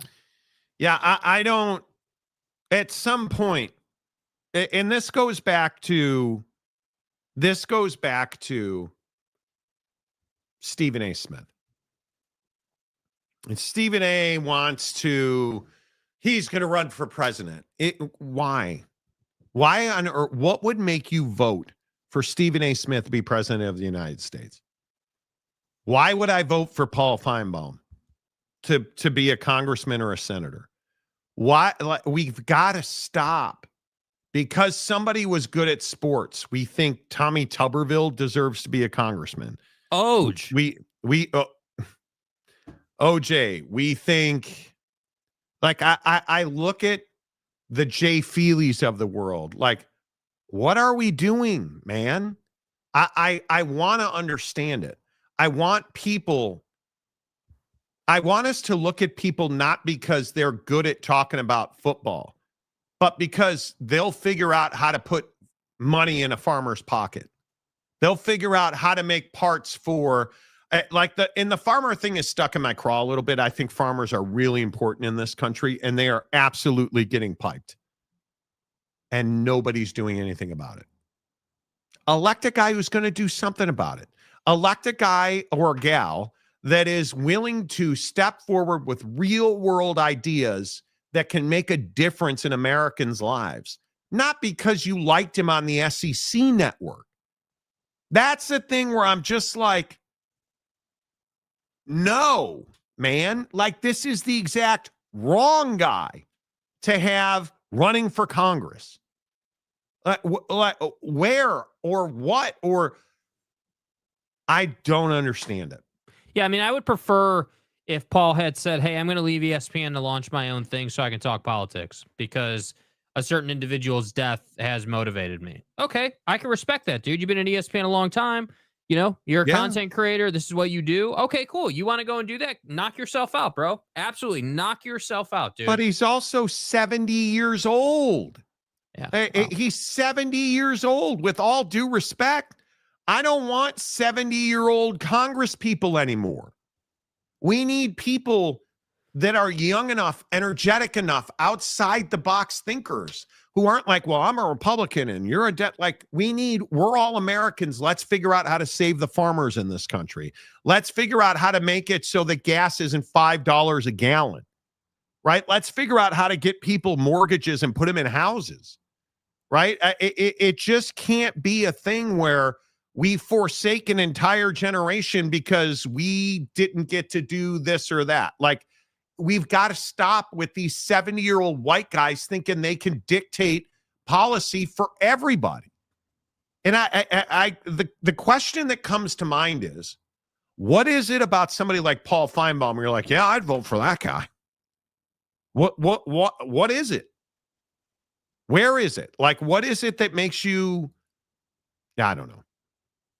I don't know. I want to understand it. Would you ever even consider voting for Paul Feinbaum? No, I wouldn't consider voting for Paul Feinbaum. And I think that there's, like there was smoke last year about like The Rock running or like, these different celebrities or, dudes like Paul or whatever, TV people, whatever it might be. I mean, they come and go, right? Like we hear about them all the time.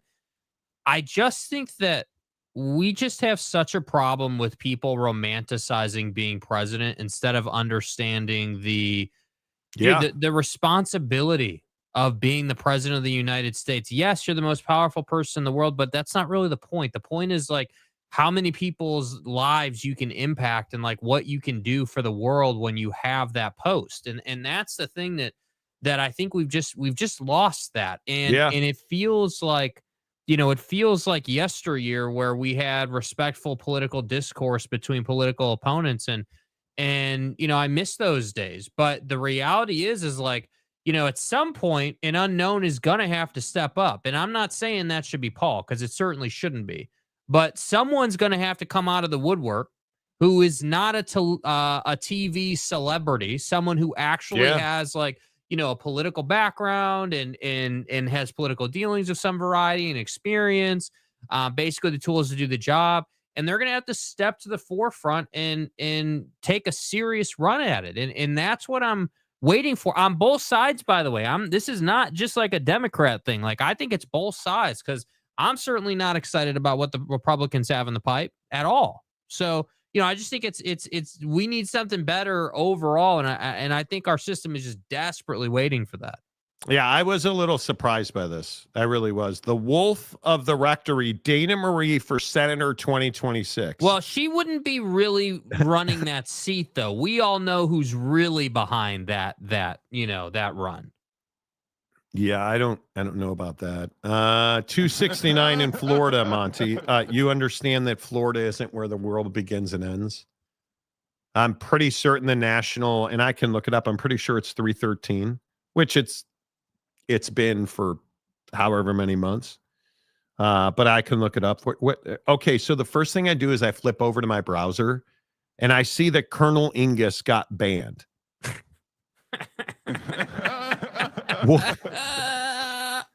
I can't talk about Paul Finebomb running for office without some jackwagon getting banned. Dude's name is Colonel Ingus.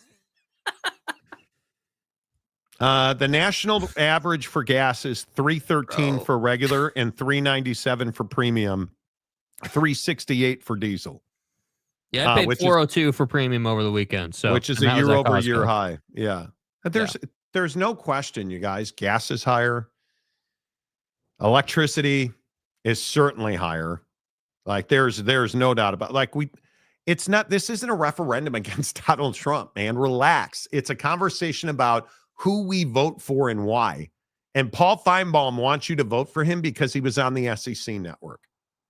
And I'm curious, what do we, Joey Harper about 413 here in California. Yeah. See, now that feels like a good price in California. I mean, honestly. Yeah, I think it is. I don't know. I think it is really interesting. It's really interesting the way that we tend to get all upset because we can't.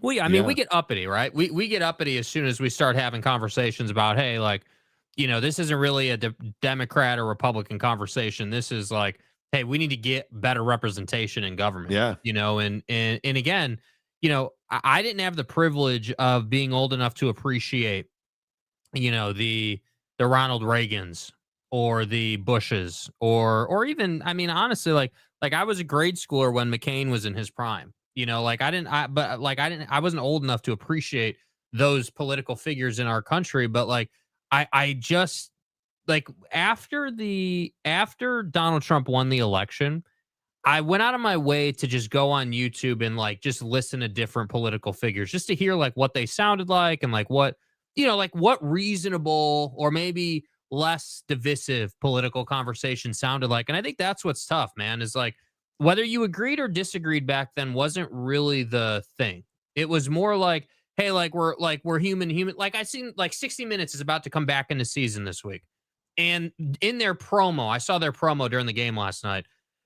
And in their promo, Governor Cox from Utah and Senator, can't remember where she was from, are sitting there together on 60 Minutes talking about how they, vehemently disagree on abortion, but that they can agree, to, work together on other stuff. And we can have this discourse. And that I just think we're starting to turn the corner of getting back into, hey, you're not an idiot and stupid, and I'm not the best because we disagree.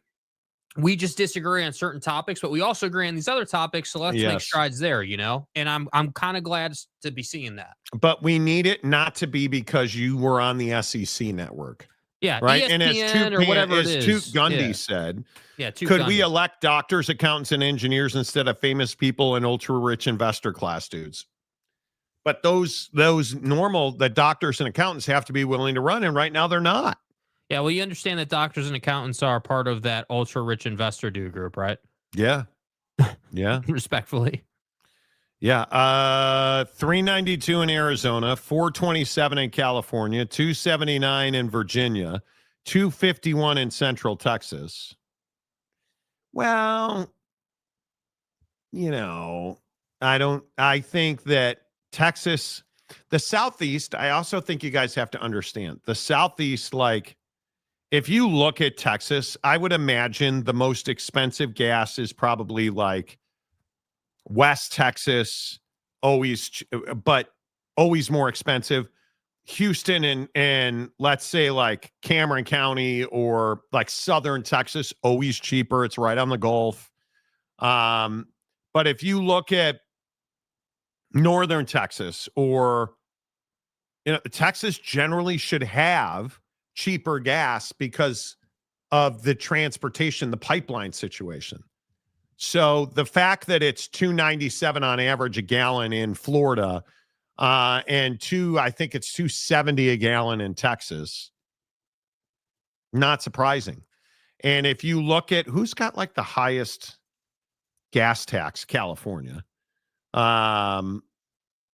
If you look at the highest gas taxes, yeah, it's by far California, 68 cents a gallon. Florida's 38 cents a gallon. Texas is 20 cents a gallon, right? Like you look at Washington's 52.82, Oregon's 40 cents. But in Oregon, you're not allowed to pump you are allowed to. You are It's allowed discouraged. to. Yeah. Yeah. It's discouraged. I was in Oregon the other day and I pumped my own gas and the guy almost blew a gasket. But it's all regionally based. So Central Ohio is around 335. Yes, it is. Yes, it is. Victor up to 240 to start camp. Why do I care? I'm talking football. Yeah. So, and 240 doesn't mean anything when you have blood clots that he talked about today. Chewy says 312 regular gas in Utah at the Sam's Club. Well, you got to go to Costco. That's for absolute certain. Yes. Especially when you drive an X4M like I do, you're buying your gas at Costco. There is no doubt about that. No doubt about that. All right. So, would you vote for Paul Finebomb? Hell no. Not even a chance. Not a chance. Nope. Okay. And I can get down with that. All right, let's get your prize picks out for today because I got to tell you, boys, like I'm on a heater and I don't know how I do it. And you could probably ask your wife; she'll tell you. Right. But when I pulled out the Prize Picks app on Sunday morning, and Caleb Williams was 247.5 against the Raiders, and I took less, I was locked in. It was a vision like Jesus telling me the rapture was coming, right? The victory has already been won. That's right. And then when you look at the Detroit Lions, and Jared Goff was 279.5, took less. 168 yards. Jared Goff, he created football, Monty. What happened to Jared Goff over the weekend? Any Lions fans? We don't have Lions fans on the show. So I appreciated Jared Goff being a POS this weekend. And then, as I had already told you, pontificated. Yeah, Sam Darnold, more than 237, 3 for 3. Chaboy won $120 on just the quarterback Prize Picks. So, of course, we had wide receivers. And, of course, we took Jim Roma Dunze. How about my Bears? Is anybody who wants to chime in and slap Wasikowski in the mouth for saying that Caleb Williams was a bust? Because, again, Jim Roma Dunze had a touchdown yesterday. Cha-ching. Can we stop with the Caleb Williams is a bust, Monty? Turns out you rooting against Caleb Williams really didn't work out for you. And then Chiefs and Ravens, who we're going to talk about in a second. I would very, very, very much like to thank Xavier Worthy for coming through with more than 56.5 yards receiving. Thank you. And I would also, in the same game, like to thank my guy, Lamar Jackson, for being under 227. 2 for 2 in the NFL Did it bring you joy to see Lamar Jackson fake a hamstring injury because he was pissed off they were playing poorly? Did that bring you a lot of joy? Lamar Jackson's a fraud. And as soon as you can say a lot of things. You can say, I'm fat, I'm better looking than you. Well, you have all the of worst that is takes true. on YouTube, bro. Remember, you have the worst takes on YouTube. So, Ever. I mean, ever. I mean, that's, But what you can't say is that I am bad with quarterbacks. This was a really good weekend for your boy picking quarterbacks because I told you Lamar Jackson, ass. Drew Allar, ass. Jared Goff, ass. Keeping the book right now, we ass. Right? I just will continue to say it brings me genuine happiness. Oh, man, Monty Stone. What's his first? Preston Stone is going to be. Monty Stone. Hey. Ass. Yeah, hey, Monty. Haas Hengy. Because Preston Stone. Hot ass. Bryce Underwood, Monty. DJT. No. You lost. Google me. You lost. You lost. Dodgers going to show out against the Reds. Boy, that's saying something. So as my sit bones continue to scream in pain. I'm so sorry about this scare, dude. It's terrible. I'm so sorry, dude. You're going to make some changes to the show tomorrow. I would also like to point out that the Dodgers were here in Seattle over the weekend and dominated, and the Dodger fans were crawling up the buildings like they were Spider-Man. They were everywhere. Mm-hmm. But hey, I would just like to point out, I had a really good weekend on Prize Picks. Download the Prize Picks app. Use the promo code Monty. You deposit $5. They'll give you 50 more in plays, you guys. Let's go. The Monday Night Football doubleheader tonight is a huge money-making opportunity for you. You want to get into Prize Picks? Tonight is the night to do that because Bo Nix. I'm sorry. Who was that? Who did Bo's you say? Dick. Bo Nix is playing well. Against Cincinnati is only 199 yards. That's a 40-yard discount right now. Gotta take it, bro. Gotta take it. You have to take it. You have to take it. I think Tua at 235.5 against the Jets. Justin Fields, 181 yards, more or less. I stayed away from that one because it's just so. I went Garrett Wilson for a rushing receiving touchdown because Miami's just been ass, dude. Terrible. Okay. I love the Bo Nix take tonight. Mm-hmm. I think that's a big one. I think playing well. Yeah, I think Breece Hall for 58 yards. Gimme. That's a gimme. He has 57.5 rushing yards. The one I really like is Tua tagged by your mama for 1.5 rushing yards. He's hit that 3 straight games. Okay. I'm telling you. I took Jake Browning less than 219.5.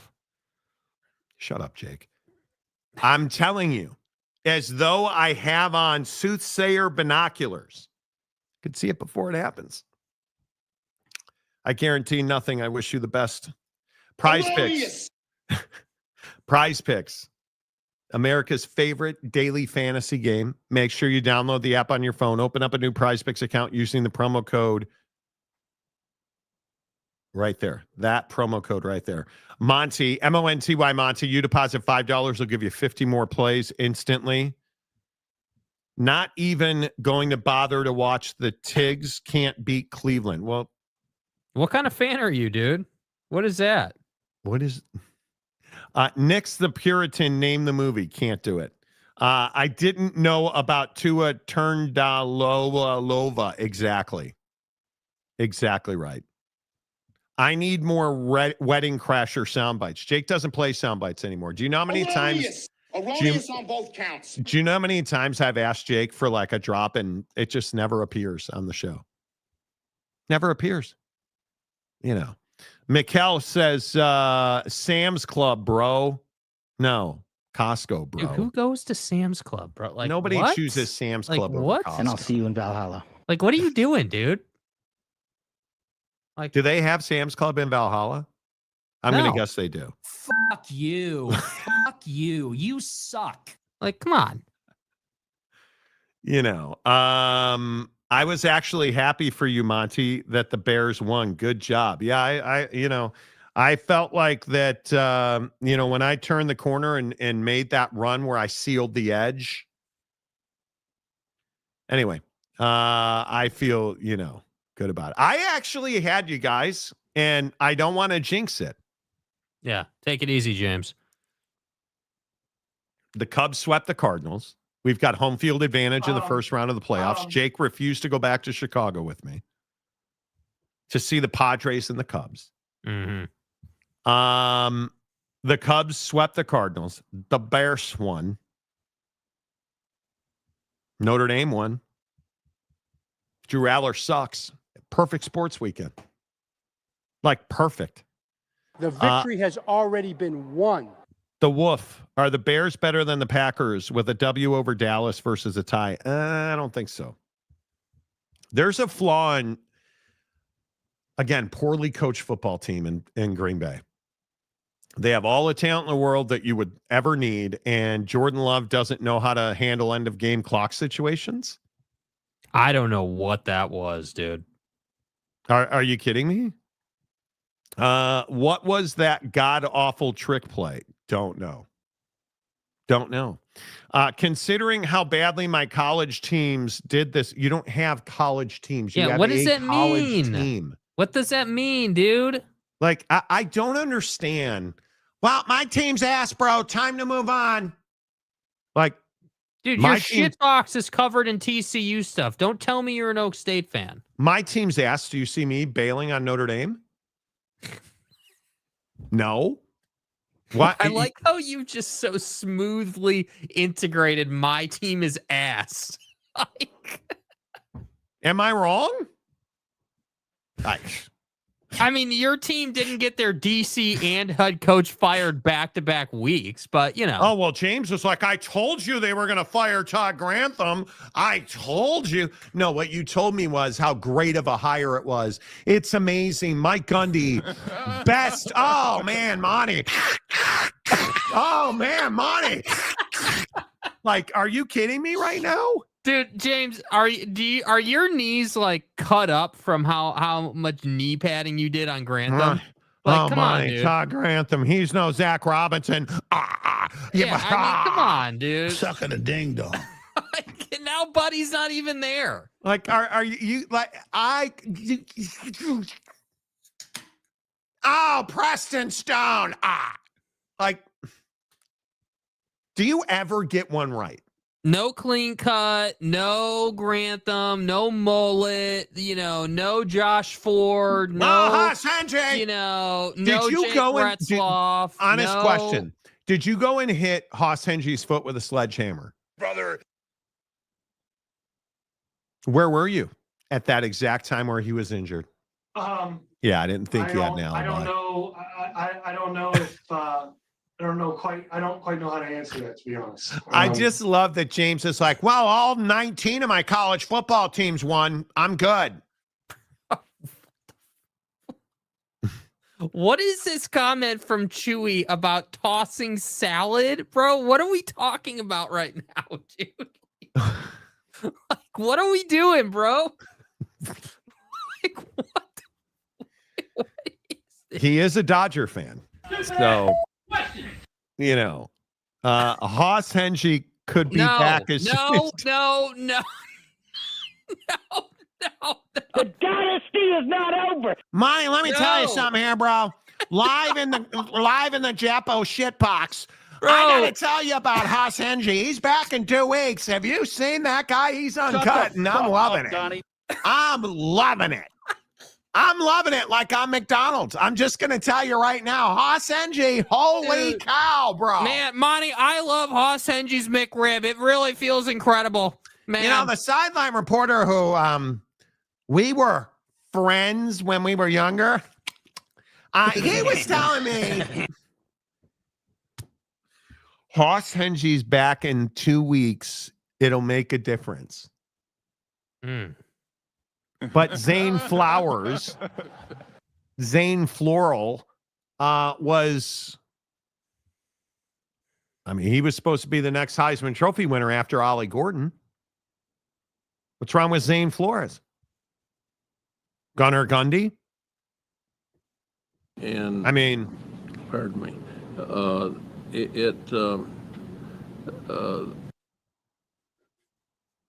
I mean, Haas Hengy better walk on water and turn it into wine. That's what I'm saying. Human or non-human? The Wolf of the Rectory, the segment of James talking about Haas Hengy the way Chris Collinsworth talks about Patrick Mahomes is the best thing I've heard today. Oh, man, Monty.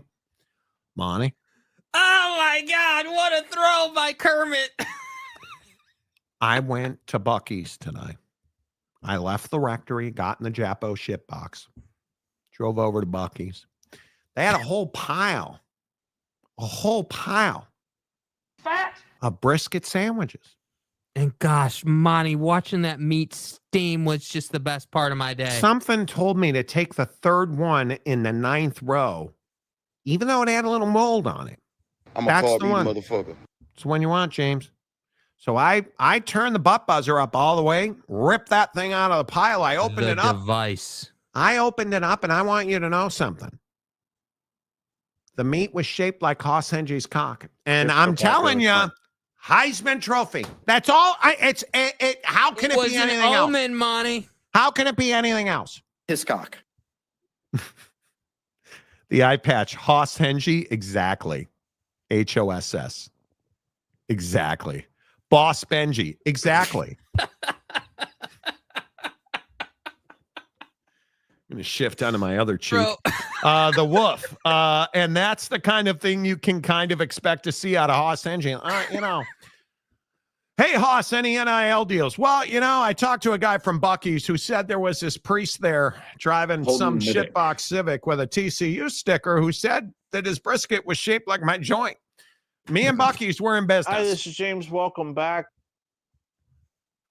Moss Jedi, Jendi, and the roast beef sandwich reminded me of Dana Stop, dude. Stop. Bro, Chewy, stop, bro. Stop. Oh, my God. That is Chewy? Oh. Again, I just want to point out for everybody in the crowd, dude, Dana Marie is nowhere to be found right now. I just want to point that out, okay? Hey, Wolf, maybe you can track her down for us, okay? The Wolf of Wall Street. Dude, come on. Suddenly I'm craving Arby's. Who knew? Length and girth.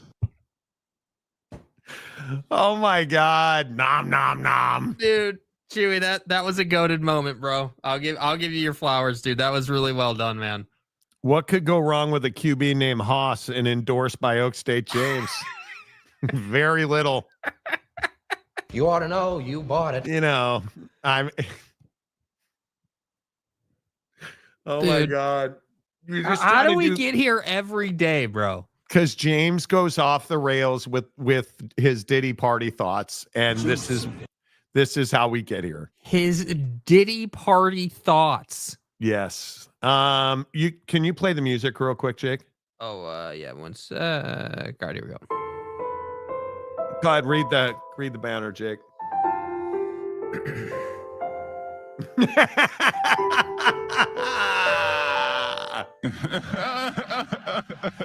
Aaron Rodgers sucks, Monty. He does. What he does in his personal life is none of my business. On the football field, he's got the Pittsburgh Steelers in first place. You want to apologize now or? Not really. Let me know when you've played somebody, okay? Let me know when you've played somebody. Let me know when you've played somebody. You haven't played anybody until, let's see, all the way until... So it's just now. I don't know, November 30th? So the Vikings and the Patriots and the Jets and the Seahawks. Nope. And then the Browns and the Bengals and the Packers. Oh, yeah, and the the Seahawks, Colts. yeah. I mean, and the Colts. The Seahawks were the first legit team you played. Shut up, Jake. At the Chargers, Bengals, the Chicago Bears on Thanksgiving week. That's a loss, prick. Bills at the Ravens, Dolphins at the Lions, at the Browns, Ravens. A lot of should win games in there. You're right. So, do you want to You want a mea culpa on Aaron Rodgers? Not at all, even a little bit. You can't have it both ways. Yards. You did what you're supposed to do then. We did what we did. Yeah, you did what you were supposed to do. But then, when apparently. does he get credit? Not not 4 weeks into the season, dude. If you so 5 weeks. So next week. No, you should handily beat the Browns. You should beat the Bengals. You should beat the Packers. You should compete with the Colts if they're still playing good football. Who the hell knows? You're probably going to lose to the Chargers because they're actually a good team. You should beat the Bengals. You should beat the Bears. You're probably going to lose to the Bills. The Ravens. I don't know. I mean, I know that Lamar's hamstring is falling off the bone. But it's not going to be good enough because Lamar's out for the year. Of course, Aaron Rodgers is going to win that game. Yes. Yeah. And come on. And I was talking to my friend, the sideline reporter, Danica Patrick, and she was telling me he's a real asshole. So no, it doesn't matter. Joe Burrow was out. That doesn't count. We don't take doesn't count. Doesn't count. Yeah. It's not like he beat Jackson Dart and Cam Scatterboo Ram and running 2 rookies. Ram. Aaron Rodgers beat 2 rookies, man. Battering Ram. Wow. So man. I mean, I'm just asking. He beat the Vikings, and I know it was without JJ McCarthy, who's just wow, what an amazing quarterback he is. You won the game by 3 points. Right, but he was the reason they won the game. Mm-hmm. Okay. So the throw to DK Metcalf. Is there no thought to, bro, you're beating the Vikings by 3 points. I don't care how you won the game. Dude, it's 3 points. You're not dominating them at all. In Dublin. The Vikings are a good team now that they have Carson fucking Wentz threw for 350 yards, and it's not good enough. You're telling me to worry about the Steelers, bro. I'm not worried. They will have their mediocre ass exposed at some point. Eventually, and I don't know anything. I'm terrible. But eventually they're going to play a real team. They're going to play a bona fide, no doubt about it, playoff team. And we're going to find out what it is. Because remember what you said before the season. They will contend for the Super Bowl. You didn't say they'd win. You said they contend. Go ahead. Oh, my fucking God.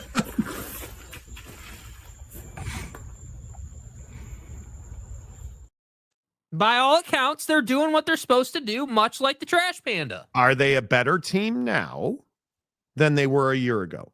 Yes. Then Aaron Rodgers he gets the credit for that? Sure. Yeah. But our measuring stick isn't if they're better. Our measuring stick is if they're in Super Bowl contention. Jake said something positive about. You take you a deuce. You don't sit there and look at it. Aaron you flush it and move on. Then played taking a deuce drop. Noted. Okay. I think Aaron Rodgers has made them a Super Bowl contender. And a lot of it is that, as I continue to tell you, Lamar Jackson's not a legitimate NFL quarterback. Oh, my hamstring, like daddy, is what Lamar said to Patrick Mahomes after the game. Ravens lose to the Chiefs. And when is it okay to say negative things about Lamar Jackson? Now. Lamar Jackson's not an NFL championship caliber quarterback. He's not a franchise quarterback. No. He's not. And I will continue to espouse, yes, he has absolutely become a better passer. But when I look at his numbers in this game, it is unthinkable how bad Lamar Jackson was yesterday. It is and I don't want to hear about hamstrings and rectums and no.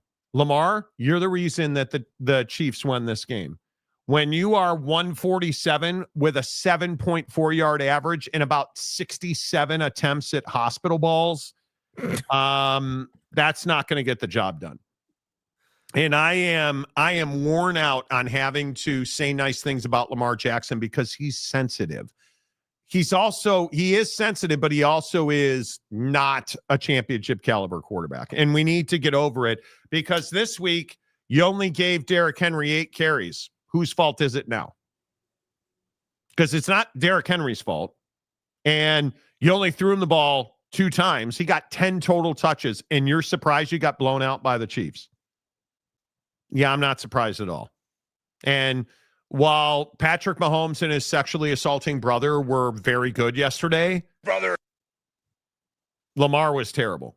Absolutely horrendous. And I think it's one of the storylines of the year in the NFL, just how bad the Baltimore Ravens are. Yeah, I mean, I just think it's the biggest disappointment we've seen in several years. I mean, there's no question about it. This team was supposed to go to the Super Bowl. This team was supposed to have all the talent in the world. And I understand that, Kyle Van Noy and several other key defensive contributors are out right now. It is what it is, dude. It's next man up mentality. And the reality is one player made a difference in this game, and Lamar had no answer for what the Chiefs were doing on offense, because Xavier Worthy being back absolutely shredded the Ravens defense. Like, not even just when he was getting the ball, like when he didn't have the ball, it was opening up the tight ends. It was opening up the running game. Like, I don't know what, I don't know what the fix is, because again, this Lamar, people like to forget that the Lamar drama and the conversation, dude, this goes all the way back to the rookie deal. This goes back to the extension. Like, this is not new. And listen, Lamar's one of the most talented quarterbacks in the league, but there's a difference between being talented and putting up highlights and winning ball games. And I can't believe I'm sitting here saying this, but I think, dude, Pat deserves a lot of credit for that performance yesterday, man. You get one player back and you looked really good. You did. Yeah, well, I understand that as the president of the knee padding union of Aaron Rodgers, I get it, dude. If he gets credit for that performance, how much blame does he get for how crappy they were in those two losses? Well, everybody wanted to blame him, so. One play, so Xavier Worthy is win or lose for the Chiefs. Yes, because without Xavier Worthy, there's no over-the-top threat. Okay, I agree they're not explosive, but that's because they only have one explosive player then. And stupid fat-ass tight end guy, who is more worried about his wedding to Taylor Swift than playing football game. That's not true. Travis Kelce's washed, and nobody's willing to say it. And it's another one of those things where I just say to myself, did anybody see Travis Kelce with any kind of impact yesterday?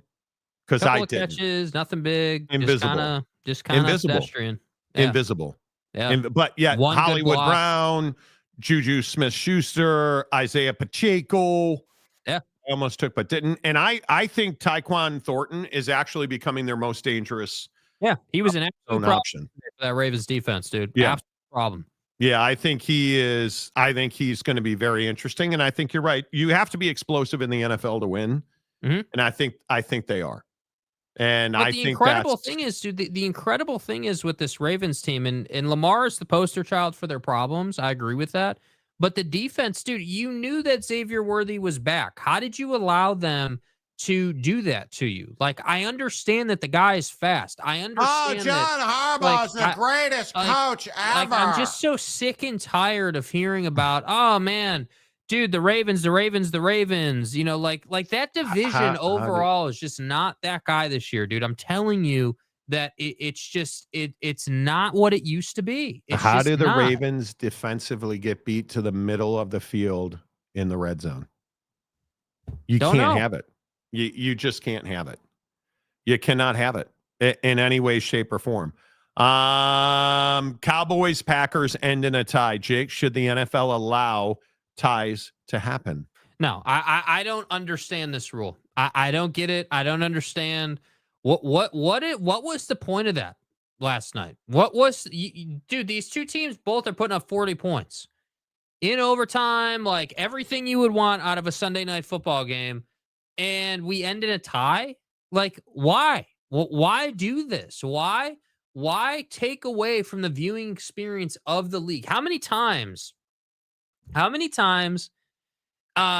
we have Thursday night football or Monday night football, and it's just a garbage ass matchup that nobody wants to see? Finally, we get a great matchup. Finally, we get a matchup where Jerry Jones spends the whole week gaslighting Micah and talking about how, we didn't have to pay Micah, but we had to pay Dak, and Dak was indispensable. We had to pay him, but couldn't pay Micah. Come into the game, Micah largely until the fourth quarter didn't really get to Dak, didn't have a lot of opportunities, wasn't making a huge impact, then makes that tackle at the end of the game. And then what do we get? We get McManus and Buddy on the Cowboys putting on an absolute kicking show. And we're tied going into overtime, and we end in a tie. And albeit Jordan Love's irresponsible ass damn near losing the game for his team on that final offensive play. I don't understand this, dude. There's conversations about the Cowboys. There's conversations about the Packers. This nonsense about ties in the NFL. Did college football not show you enough, dude? Like, did the Oregon game itself not show the NFL, hey, this is the model, dude? And it doesn't even, like, I'm all good with a perfect example. Like I'm all good with, hey, bro, like, we're the NFL. We're not doing from the 25 and then an extra point. Okay, cool. You don't want to do it like that, fine. But I can't I'm sitting there like ready. I'm like, dude, all right, I'm married to this game. I'm staying up as late as this thing needs to go because I want to see the end of it. Then it's like, yeah, Jordan Love threw that pass. There's 1 second left. Buddy kicks a field goal. All right, I guess we're just going to bed, guys. Like, what? Like, what are we doing? Like, I just don't understand. I don't know. Like, what was the sales pitch on, hey, like, yeah, we're good with ties after one overtime in the regular season? Why? Like, what was, like, who thought that was a good idea? Because I just don't get it, dude. I don't get it at all. I'll never understand how you don't figure it out. And I think you are selling fans short. I think that you're exactly right. And this is, candidly, this is not a topic Jake and I got in depth with in our vaunted pre-show meeting. Behind the scenes. Where we talk bad about Oak State James. Right. You took the words right out of my mouth. Look how exciting it was to watch the Knuckle Deep Boys get done by Oregon. And that interception and how spectacular it was. You're welcome. If you want to play the highlight one more time, you're more than welcome to. I mean, I'm good with it, but I don't. I'm a little. You're not worried about copyright on that, Jake? You know what, dude? It probably will get copyrighted, but I am just so willing to feed crow today because Buddy's not here in the comments. Fake it to Pena. Allar, sideline. Oh, it's picked! Dylan Fieneman calls game. That's a walk-off, whiteout winner for the Ducks.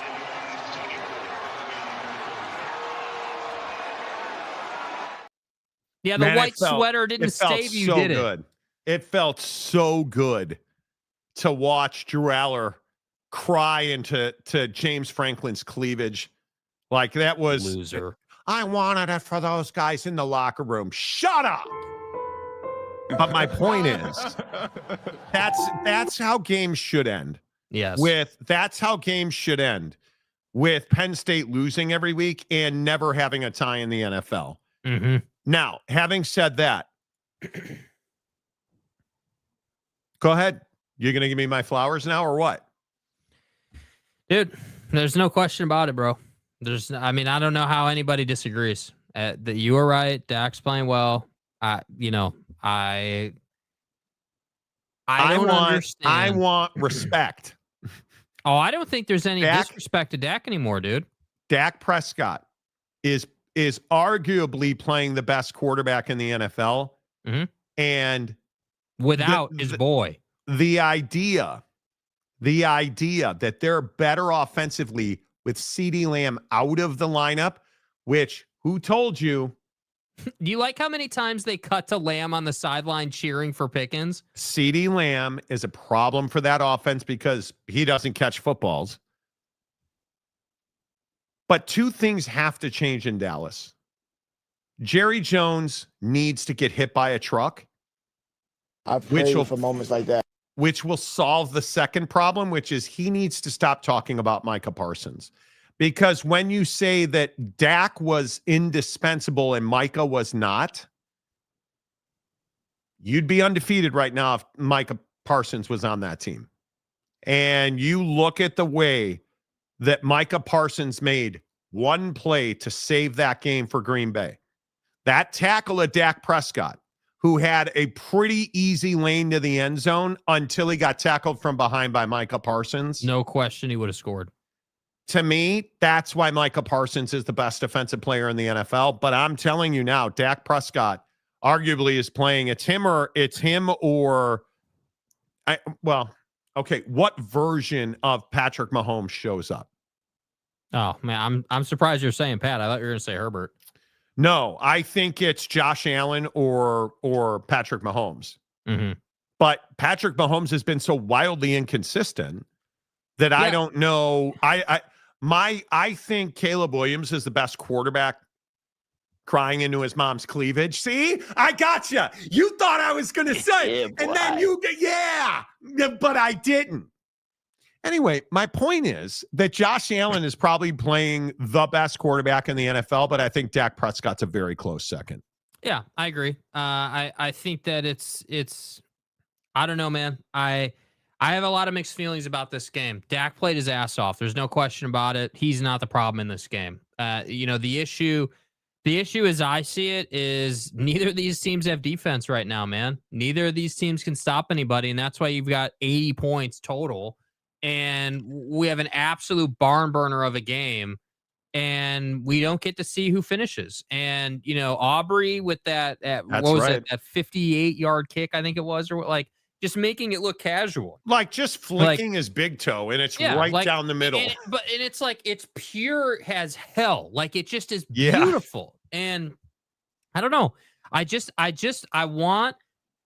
I want the NFL to say, yeah, you know what? Like, we don't do ties in this league. We're not giving out participation trophies. What am I supposed to look at a team that's 1-2-1 or 1-1-1? But like, what is I that? don't know. Like, what are you supposed to like? Why do we care? Why do we want that? That's what really upset me last night is not even just that we were robbed of a great ending. But I started thinking about it, and I was like, dude, who was sitting in the boardroom and was like, yeah, we're on the competition committee, and we feel like ties would be a really good idea. That just must be, like, are you telling me this is a player safety initiative? Is that what you're going to try? Is that the line of crap that you're going to try and feed me about this? Feels like it. Like it feels like it. And I, honest to God, I don't think it's a player safety issue. I think it is more to what you said before. They don't want to do what college does. And they're already doing the kickoff thing is complete garbo. I hate it. I don't think anybody understood. Dude, I'll be totally transparent. I didn't even realize that rule change. I remember it has to hit inside the 20. Yeah, but I didn't realize that, hey, you're doing inside the 20. They're putting it in a different place depending on where you kick it. And I don't think anybody realizes that. And I really don't think anybody understands just how damn good Aubrey is at kicking it where he needs to so that it's always on the 20 and not the 25. Like, that's a big deal. Yeah. Yeah. Dallas was willing to pay Micah. They had the ability to pay both. Well, but they weren't willing to. No, they weren't. That's not true. Jerry has said such, and Jerry wanted to deal with Micah or nobody. And that's just not the way the NFL works. I agree with you. They had the ability to pay both, and they should have, but it just is. And I think, Jarrah wasn't going to pay Micah more than Dak. No, he wasn't. Then he's a fool. Like, and we know this. Yeah, it is. It's wild to me. Are the Philadelphia Eagles actually good? They won again.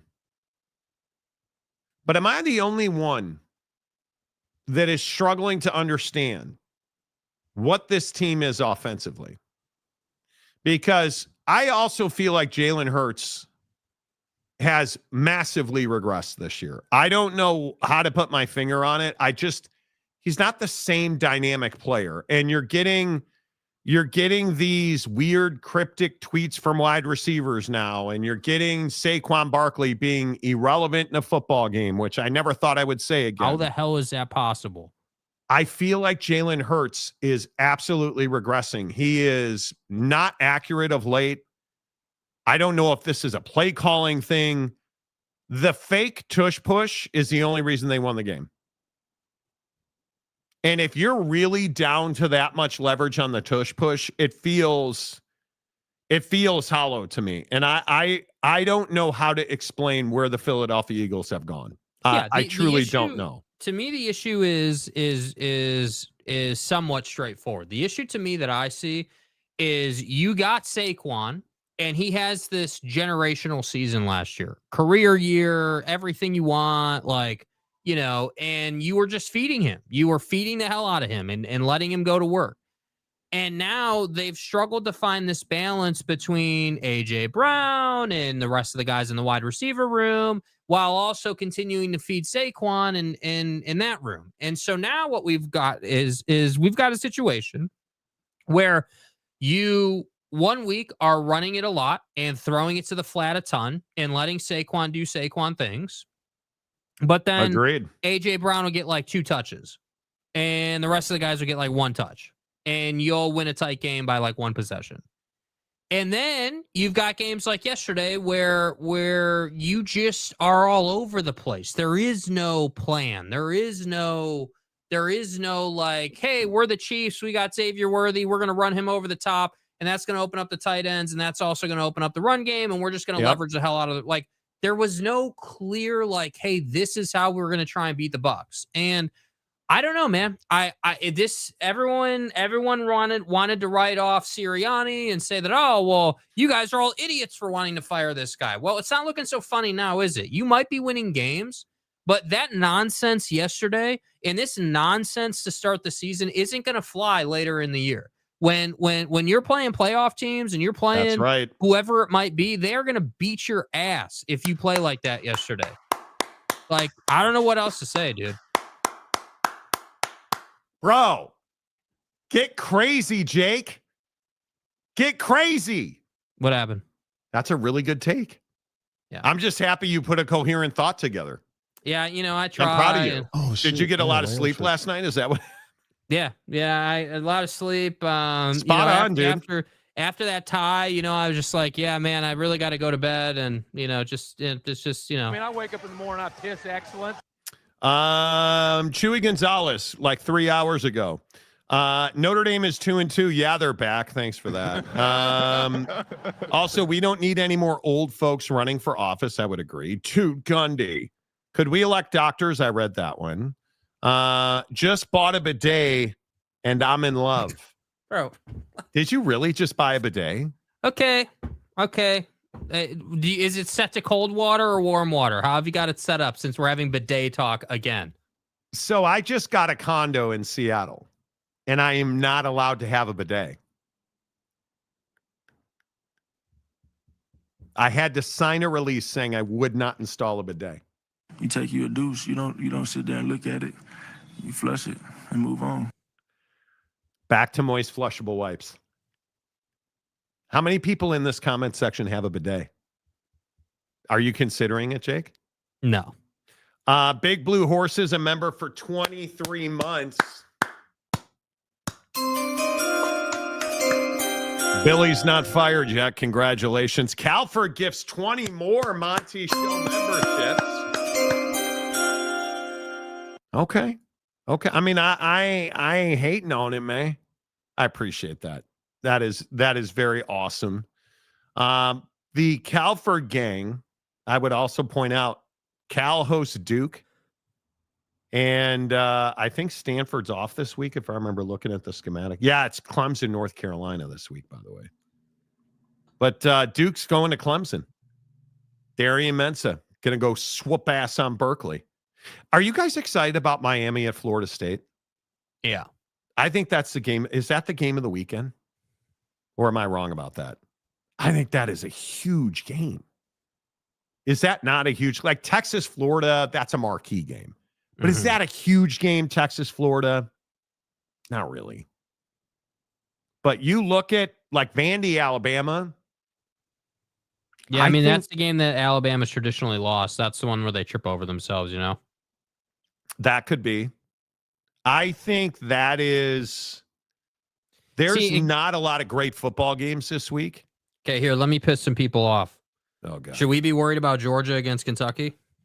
No. I think Kirby's going to have them ready to murder folks. I'd be worried about Nebraska, Michigan State.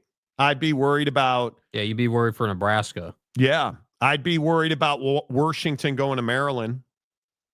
I would. I'd be worried a little bit about... Baylor, K-State. Neat. I'd be worried about Michigan, Eric. It's Wisco. I'd be worried about that. Texas, Florida is a big game, dude. That's a big game. And the reason I say it's a big game is only because, not even from a CFP standpoint, it's a big game for Arch. That's a good enough defense to make you look silly if you're not prepared and ready to go.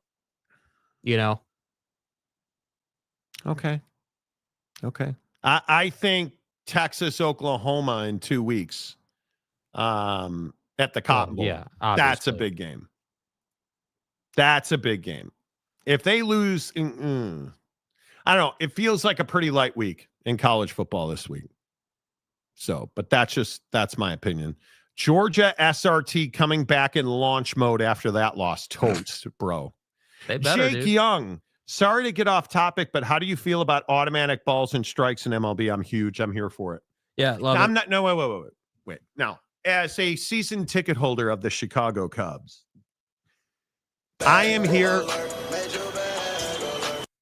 Bros, I got a car story for you. Anyway, I am here for the appeal. I am not here for every ball and every strike called by a computer. Not interested. You want to tap on your helmet twice a game? I'm here for it. And if you get it right both times, you get a third appeal. But I am not here for it every ball and every strike.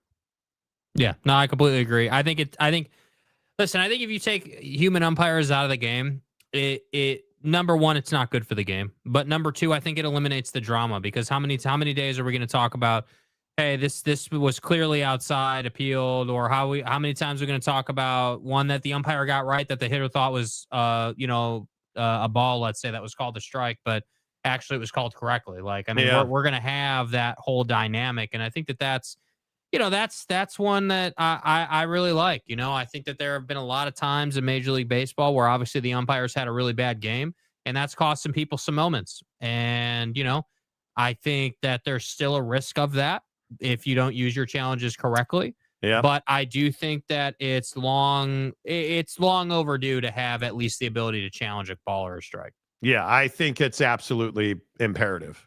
I do like that it's an efficient process. It's super quick. Doesn't take long. Like, we're good. Yeah, I think that's very averagely said. Chewy is fighting off that swamp ass. Apparently. Bro. Chewy gives himself a cold shower after. Okay. Jake Young says, I use a bidet. Okay. Got an outdoor spigot that doubles as a bidet in emergency. Bro, you turn a hose on your brown eye and bad things will happen. I'm telling you right now. The gentle Valhalla. Yeah. The gentle tickle of a bidet, you know. Toot Gundy. With the bidet, it's Spewy Gonzalez. Wow. Damn. Spewy. Auto system will just make the game longer. Yeah, I don't want anything to do with it. I have mixed feelings about it. I wish it would be all or nothing. Nah, just let him appeal it. Charlotte, if James got a bidet, would it be possible for it to short out his ass controller implant? Hey, man, the butt buzzer is electric. But I'm guessing since it's up there and there's fluids, you hope, you know. It's waterproof. Mississippi State, Texas A&M, better game than most will think. I would agree with that. Charles, hitters are for it, but pitchers and catchers are not for it. Of course I would not. agree. Of course not. Why would they be? Yeah, I would agree with that. Big Blue Horses, no bidet, but yes on flushable wipes. Yeah, moist flushable wipes are awesome for the butthole, dude. I'm here for it. I'm absolutely here for it. Yeah. Just because they say flushable wipes, don't flush them. Well, there's a lot of them you shouldn't flush. I would absolutely agree with that. Yeah. There's a lot of them, you know, that I wouldn't. Phil Venzer. Hey, Phil. What 19 teams is James a fan of? Bro, listen, well, James, we'll wait, dude. If you want to step up and host the show for about 20 minutes while you list them all off, I mean, we can, we'll wait. You know, and stuff. Real quick. Brock Purdy or Mac Jones, should the 49ers make a quarterback change? I think you have to start looking at it. Should they? If I were the 49ers, I would sit Brock Purdy until he's healthy and give Mac Jones every chance to be their every down quarterback. And I think the issue is Mac's got a leg injury. So, but as long as he's healthy, willing, and able, I would play Mac Jones. Yeah, I mean, I think the ability to work in the convenient, hey, you know, Brocktober's not 100%. He's still rehabbing, still working on his injury. Okay. Yeah, you want to play that little game and Brock's good with it? Cool. But I'm not willing, if I'm the 49ers, to get into a situation where we have QB drama, right? Like if you're gonna play Mac Jones, great, dude. But just make sure that everybody and their mom is on the same page about why he's playing and what that looks like inside of the organization. Because the last thing you can have is QB drama inside the building. I would agree. And I think the problem is until Brocktober stops being a gunslinger and starts being a thrower of the football. An operator. The 49ers are going to lose games because of it. And his reckless interceptions where he's just trying to gun a ball past a linebacker, that'll work sometimes against mediocre teams. It's not going to work against a defense like the Jags that are willing to murder you. And the Jags are silently better than people gave him credit for. And Liam Cohen and he needs to Bobby shut his ass Saleh up, dude. getting Shut into your it. ass up, dude. Shut your ass up, I dude. think Robert Saleh probably spoke out of turn. And if you asked him privately, I think he would tell you. Yeah, you know what the difference is, dude? Liam Cohen hasn't done anything in this league. Neither is Robert Saleh. Okay, Neither well, is he's Robert regarded, Saleh. dude. He's regarded as one of the best defensive coordinators in the league. Yeah. So Well, I think Liam Cohen's one of the 32 best coaches in the NFL. yeah, whatever. So dude. I think Bob Saleh needs to. I can't believe you're defending Robert's. this dude right now. Come Well, on now. you don't do what Robert Saleh did. Robert Saleh went to the media and claimed the Jaguars were stealing signs legally. But why are you talking about that? All it does is denigrate their performance, and then they came out and beat your ass, and you didn't want to be accountable for the things you said. Well, win the game, and then you don't have to be accountable for the things you said. Instead, you went to Jacksonville and got beat. Mm-hmm. So what did you think was going to happen? Robert Saleh is a failed head coach that's a really good defensive coordinator, and he shouldn't be talking about other coaches, and he shouldn't be talking about other teams. And I think it was a distraction this week. There's no question about it. And I think he ran his mouth and he didn't want to pay the price for it. Mm-hmm. That's what I think. So, okay. Greg Hawkins. I also like the ABS challenge system. How about our Cubs, Greg?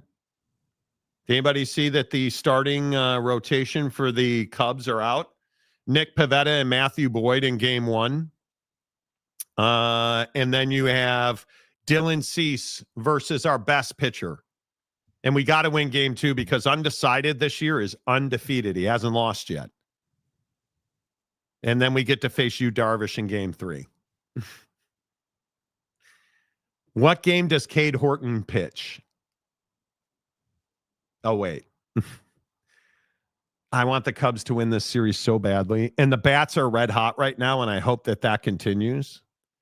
But Yu Darvish, Dylan Cease, and Nick Pivetta are better than any five pitchers we have. Any of the five pitchers we have. Yeah, you'll touch up Yu Darvish. I wouldn't be that concerned about it. He's been very suspect in the postseason.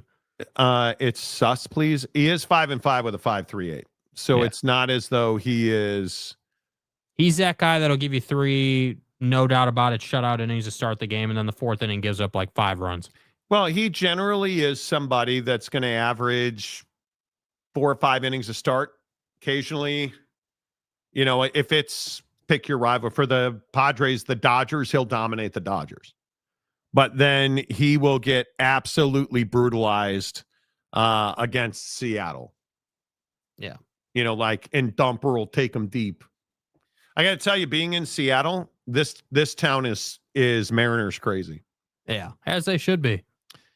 Absolutely. Dylan Cease has an away ERA of something like 5, and I hope we break bats off in that ass.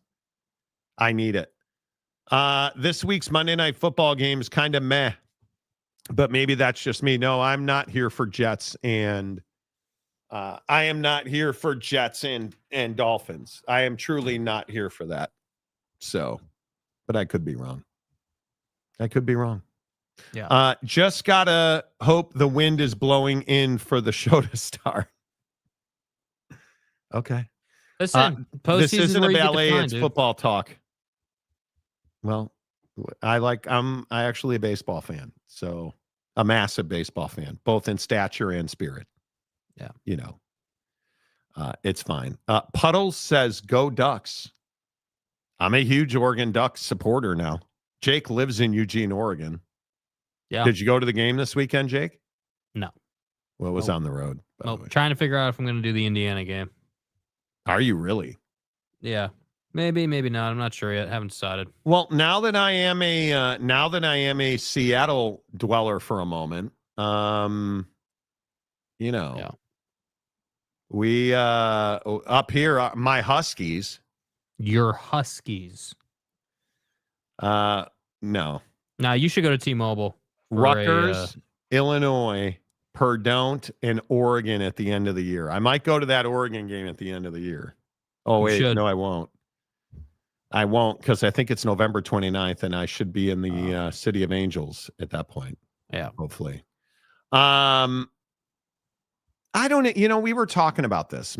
So I'm in Seattle for whatever amount of time, because my wife's a baller. If it's Mariners in the World Series, do you pay several $100s a ticket to go to the World Series? Yes. I don't think so. Dude. I don't well, think you've been, I've been here's to the many thing. World Yeah, Series. see, that's the difference. See, you're not the right person to ask because you've been a million times. So Yeah. you don't have the appreciation for it anymore because you've been. If it's the Cubs, again, I already paid for playoff tickets all the way through. I'll be going back to Chicago. As you should. If it's the Cubs and the Mariners, I'll go to all 7 games. Mhm. I don't care. You mama, do you know? Well, you're assuming there will be 7.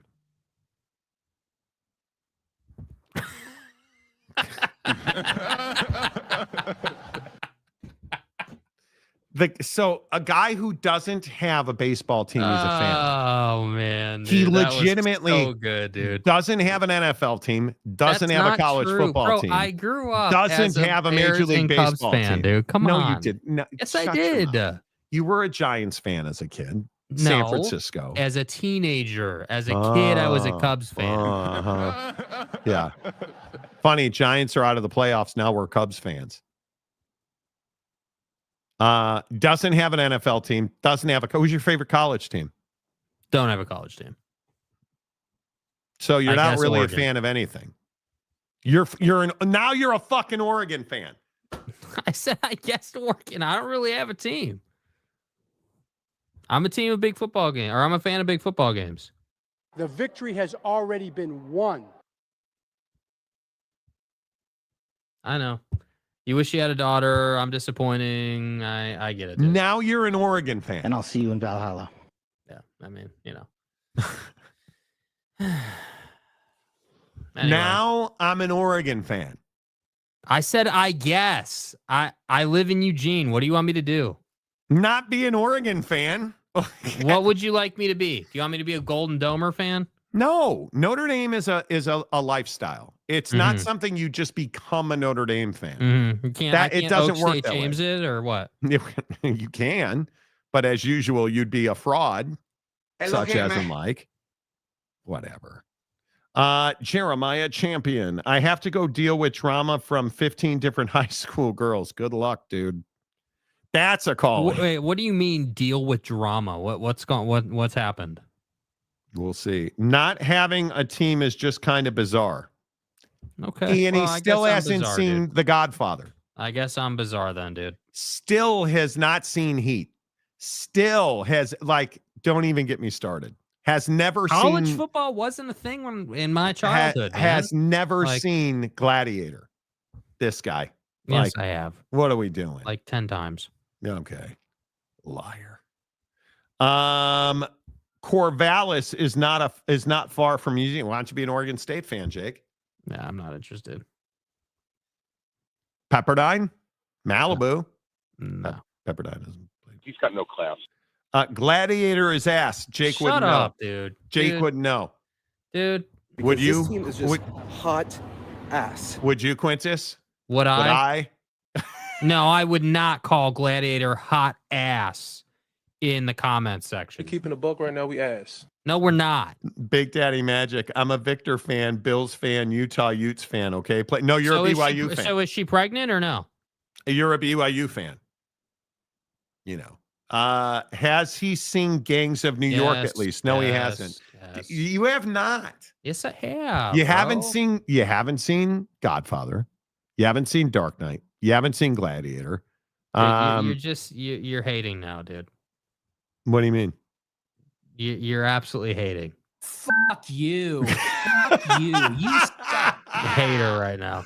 Jake has seen The Dark Knight. That is true. That is true. You know, Jake is an Oregon fan because they beat up teams wearing orange and black. Well, yeah, I went to see your poverty program at Austin. And he likes having sex. So, you know, and, you know, I thought Jake said he pulls for Ohio State, if anyone. This is what, like a year and a half ago. There you go. I never said that. So. Oak State Jake. Yeah, Oak State Jake. I never said that. So I have to go deal with situations because bullying is being alluded to. God, here we go, dude. Go out to the shitbox Honda and figure it out, dude. Oh, no. So Jake is an Oregon fan, apparently. Yeah, I guess so, dude. I've been pigeonholed into it, so I guess I'll just accept it. You went to a game and you had Oregon gear on. Well, you didn't get pigeonholed into anything. Bro, I have a plug on Oregon gear. Like what? Like what did you think I wasn't going to have any? I got pigeonholed into it. You were wearing their hat and sweatshirt. Just the hat, not the sweatshirt. No, you were wearing a shirt. Okay. Do you have an Oregon golf shirt? Yeah, I do have an Oregon polo shirt. Yeah, that was provided to me to play in one of the tournaments. So you got pigeonholed into it. The victory has already been won. Yeah. Do you know what pegging is? No. Nope. And I'll see you in Valhalla. Nope. James does. Ask him. Buddy's got a plug for Oregon gear. He's an Oregon fan. Exactly right. Yeah. Just to be clear, Jake's significant other is contractually involved with the State School of Oregon. Buddy was buddy tonight. Does Jack know the Ducks sideline reporter yet? Yeah, I got Buddy on walkie-talkie during the game, so I'll have all the intel. Damn it, Jake sold out to the Duck. Yeah, he did. He likes them quail eggs. Jake Young, I bet he put his TCU sunshade up on his windshield while he was at the game. I'm gonna bet he did. You can put the picture back up. I mean, do I need to like duck my car out like James did his car? Like, come on, dude. Does Jake know the Ducks sideline radio reporter? Yes. Wasikowski, I won't believe he's a Ducks fan until he puts the head on. Jake pulling a Corso? Of course. Can the Monty Show go on if government shuts down? I don't think so. What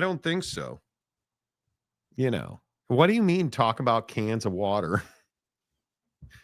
Why is it so controversial I drink water out of a can? Yeah, well, it's controversial because you've had like 4 cans of water during the show and people notice that type of thing. But why do you guys it's so strange to me. I put a post up on my Insta Snap face about liquid death, which is amazing. But I thought at one point you had said that there was like an issue with it being a metal can or something. I don't know. Plastic. I will not drink out of plastic pouches. Now, yes, red ass. There is a little plastic in every aluminum can. Truth. Oh, I didn't even know that. Yeah. Yes. Not you, red ass. You're a Ducks fan. Green ass. I know. But the metal can, I love cold, dude. I am telling you now, Liquid Death, the tall boy in the white can, Stillwater, this Proud Source stuff. Proud Source. Bro, I'm on that like it's the nectar of the gods. And the only reason I don't have Liquid Death is it's sold out. So I am temporarily living in a different time and space. Such as in like? Here in Seattle. So this set's going to change in a couple of weeks, by the way. Iraq? Yeah, the Iraq. No, Valhalla. Anyway, the point is. And I'll see you in Valhalla. And I don't have a water spout on my refrigerator. It's painful, isn't it? It sucks. And I am not the kind of sadist who will use a Brita pitcher. That's for idiots, with all due respect. So the issue is water in a can is stupidly expensive. Mm-hmm.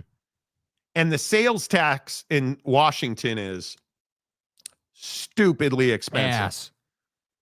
And the cost of renovating your townhome in Salt Lake City is stupidly ridiculous.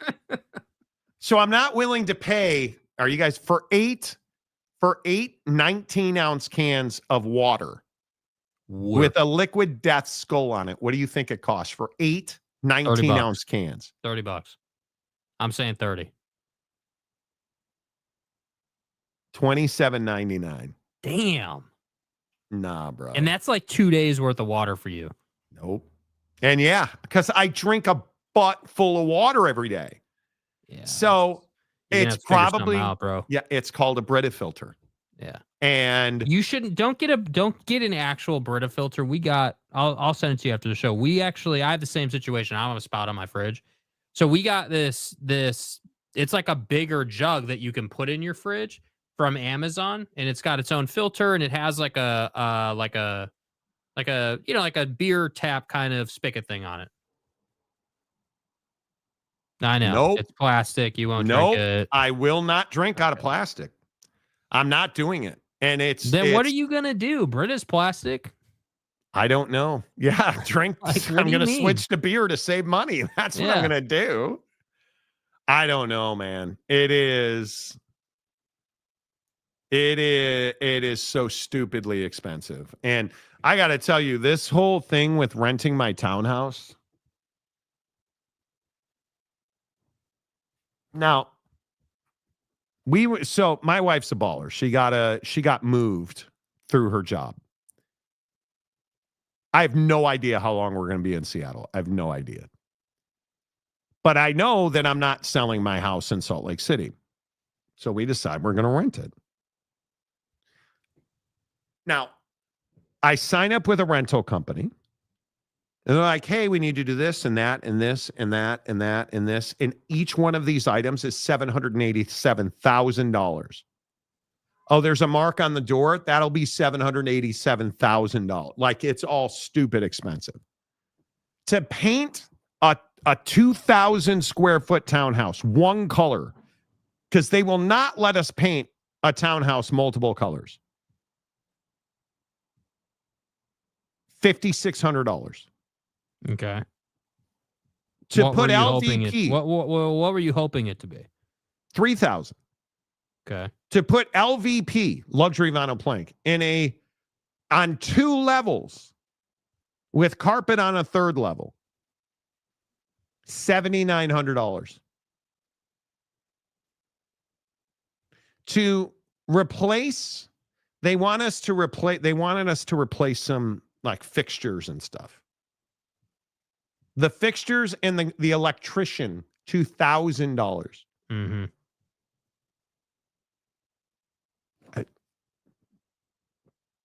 It's ridiculous what.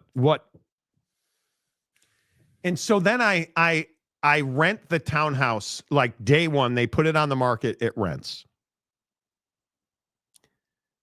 So I'm like, okay, we're going to find our own painting quote. So we go to this company, 5-Star Painting. Shave off $700, so $5,000. Gonna get the carpets clean. Not gonna replace the flooring. $700 to clean the carpet. Yeah. God damn, Monty. Like, it is so expensive. I'll be honest. I don't feel like that's a horrible price for the carpet though. Those guys are always expensive, man. No, $700 is fine. Yeah. The painting thing is obnoxiously expensive. It's one color. It's one color. And you $5,700 for one color. What the? So then I hire a handyman, this guy, Alex, who was phenomenal. $600. And then like $300 for the fixtures. I went and sourced the fixtures myself. So now we're at like $7,000. And I'm paying them 10% of my rent every month. And then immediately, like 3 people I know in my personal life, like, hey, is your townhouse available? What are you looking for? We're paying, they're paying like $700 more than I was going to rent my townhouse for. And it's like, but the rental people rented it to the very first showing. Mm-hmm. They And already you got a good lease deposit. length. Huh? And they these people rented it for 18 months. And yeah. it's wild to me how expensive just the basics. In Salt Lake, the problem is the Salt Lake market, the housing prices in Salt Lake are stupid. Yeah. I mean, it is Ridiculous. obnoxious. So I do ridiculous. need to switch to beer to save money. Yeah, bro. I don't know what you're gonna do, man. You're just gonna have to. I don't know. So my house is being painted right now as we speak. So that'll be done hopefully by Thursday. Nice. So yeah, good. It just is. It's wild to me. Everything is so expensive. Like, and the paint guy was like, I'm sorry. It's the one guy wanted to charge me $6,200. And he's like, hey, it's not the labor, it's the paint. And the buckets, the paint comes in, and I'm like, okay. He's like, yeah, we're not paying our guys more. It's the paint has got more expensive. He's telling me like the tarp, like the sheets that you put on the floor got more expensive. Everything is so much more expensive right now. It's wild. It's terrible, dude. I'm telling you, it's awful. Absolutely wild. It's awful. What's with your house? Did it look like Jake's car? No, but when you're going to rent it, I have like custom paint in my house already. And so you want it to be all one color so that one, it's easy to repair because it's inevitable. Your walls are going to get dinged. Like you want it mass appeal. You just want it to be vanilla. Yeah. And it's just, it's all expensive. Mm-hmm. It is so expensive. But like selling my wife's car, and we sold my wife's BMW because in Seattle, you don't need a car. We had 2 M's. So we sold my wife's BMW quite literally in 3 minutes. I posted it on KSL Cars, gone in 3 minutes to a car dealership in St. Louis. Gone, like done. And then I roll up to this. Like I said, we picked up a condo in a high rise in downtown Seattle. And the one thing that was really hard to find besides a comfortable chair, this is temporary. My condo is not ready yet. But one of the things that's really hard to find is a parking garage in Seattle because you can't park on the street here, right? So number one, it's a racket. One of the condos we were looking at wanted $700 a month per spot. So we find this one place, and I said to the lady, hey, I have a nice car. And I told her what it was. I drive a BMW X4M competition. It's a nice car. She's like, yeah, no problem. We have really nice cars here. We go there yesterday to tour the building.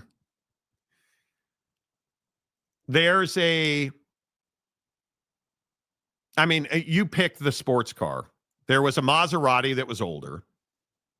All kinds of AMGs, like AMGs everywhere. Rolls-Royce Cullinans, Bentleys, you name it. Like, this building is ridiculous. But the nicest car was a custom painted Porsche GT3 RS with the nicest wheels I've ever seen on a Porsche. And I'm a Porsche guy, so I've seen a lot of GT3 RSs. It is unquestionably, it might be the nicest Porsche I've ever seen. It is that nice. Yeah. And it is because I think a GT3 RS goes for that particular one goes for $265 MSRP. He clearly had a custom paint job on it. Like it, I mean, it's like it's probably a $375,000, $380,000 car. Yeah. And he pays for 2 parking spots. I'm like, okay, cool. So Good to nobody go. parks next to you, bro.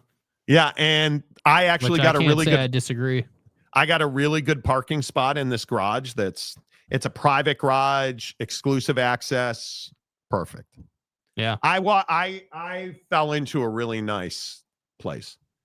No, Chad, there are no Civics. Damn, dude, the car collect. I will say the low key car scene here in Seattle, ridiculous how good the car scene here is. Yeah, you forget what a major market's like when you live in Salt Lake. Yeah, I don't know. Respect. Yeah, I have no idea how long I'll be in Seattle, but I love it. One of the things that I really miss is diversity. I miss Salt Lake City tends to be a little Caucasian. I miss the diversity. We went to a place called the Butcher's Table, which, Jake, if you ever decide to come to Seattle to visit your old man, I'll take you there. We already have a plan when I'm coming up to visit him. Shut up, Jake. And sitting next to, oh, dude, the most awkward thing. A first date. And they decided that they were going to go to this really nice, I think for 2 of us last night was $210 for dinner. Mm-hmm. My wife had a glass of wine, and who knew you could buy actual wine and liquor at Costco again? What was that like? Just really quick before the date story. What was that like for you guys? Because the first time when I moved, it was an incredible experience to walk through a full-fledged Costco. Like you're just like, wow, this is what life is like. It was remarkable to see the selection of food, produce, wine, liquor. The soda aisle was an actual soda aisle. Like the potato chip aisle was actually like a potato chip aisle. Like it was crazy. The $1.50 food court, way better. Way better. And so this young couple walks in and they have an awkward first date thing. She's like, no, you sit at the end. I'll sit. Well, you're trying to figure out where to sit at a 2-seater table. But it's nice to see, dark skin, light skin, Asians, black folks, white folks, Latinos. You don't see that in Salt Lake very often. And I lived in an area called Daybreak, and it was very Caucasian. And it really... great neighborhood. Yeah, Just great neighborhood. Lacks diversity. No, but my guy, teriyaki chicken, yes. But you know what else? I live right by Pike Marketplace, and the seafood, the fish and chips. I'm not into the fish and chip market right now, but I'll tell you, I had chow sabao for dinner the other night. Oh, baked buns. Oh my God.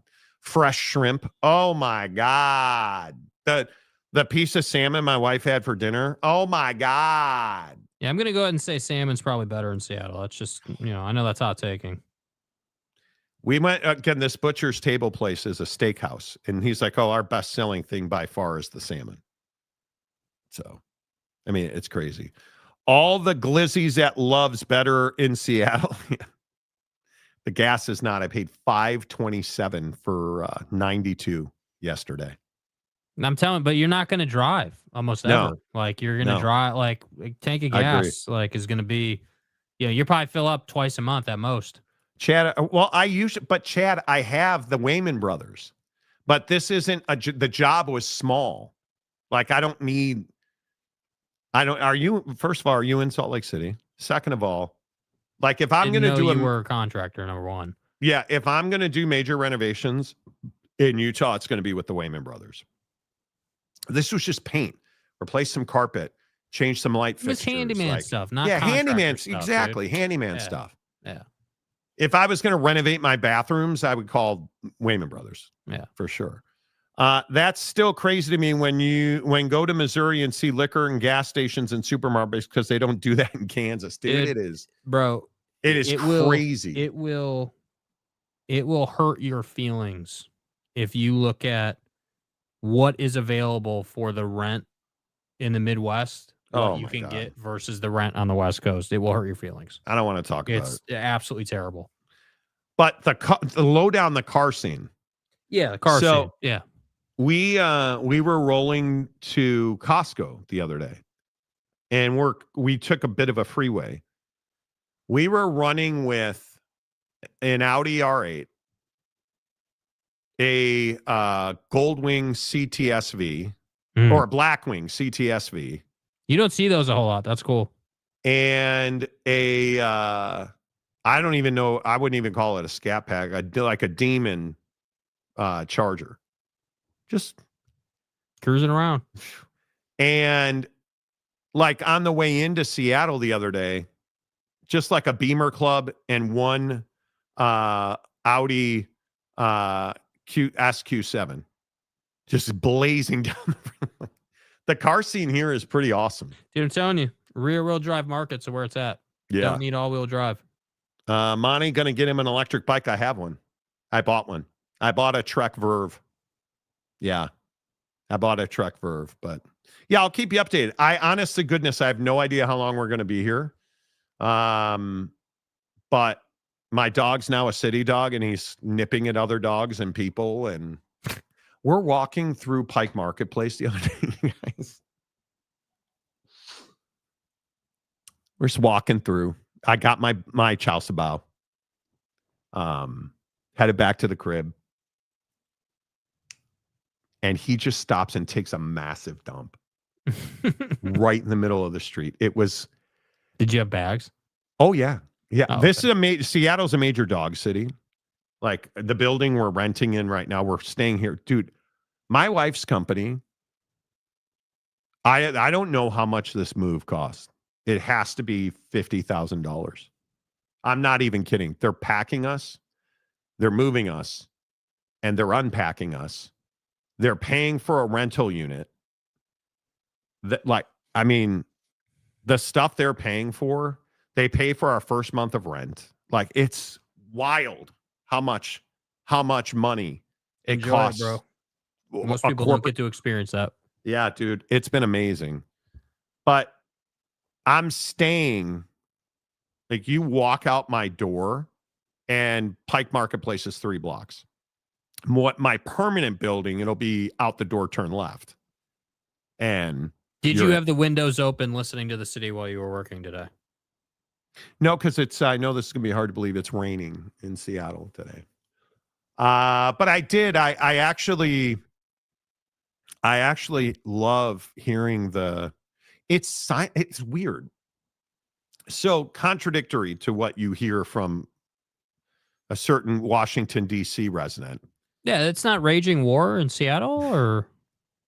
I heard Donnie say that the other day about Portland and Seattle, and now it's come out that he was shown a video from the BLM riots, which I think, because he ordered the National Guard to go to Portland. It is dead silent in this town after 11 o'clock at night. Like, I walked out onto my balcony this morning at 4 a.m. Pacific, dead silent. Like, the wind is just gently blowing. And I live in the heart of Seattle. And I love it. I love living downtown. I love walking everywhere. We had a nice walk to dinner last night. Like, I love it. Did you find your local golf club yet? No, because I don't even have golf clubs. So? They're on the moving. Yeah, I know exactly where I'm going. Yeah, I need to get my game back in shape. My game is ass right now because I just haven't been practicing. Hey, you've been busy. It's the one thing I'm worried about. Like, I don't have anywhere to practice golf, like, in the house. You know. So, is what it is. All right. The Monty Show, as always, presented by the Advocates at theadvocates.com. The best injury attorneys in the business. They're waiting for you 24/7, 365, when you need it, where you need it, how you need it. You chat with a real-life attorney 24/7, 365 at theadvocates.com. And they're never going to ask you to pay them out of pocket. You don't pay the advocates unless and until they win your case. Get in a car accident, Get attacked by your neighbor's dog? Did you get hurt at work? Trip and fall? TheAdvocates.com. Until tomorrow, say goodbye, Jake. Goodbye, Jake.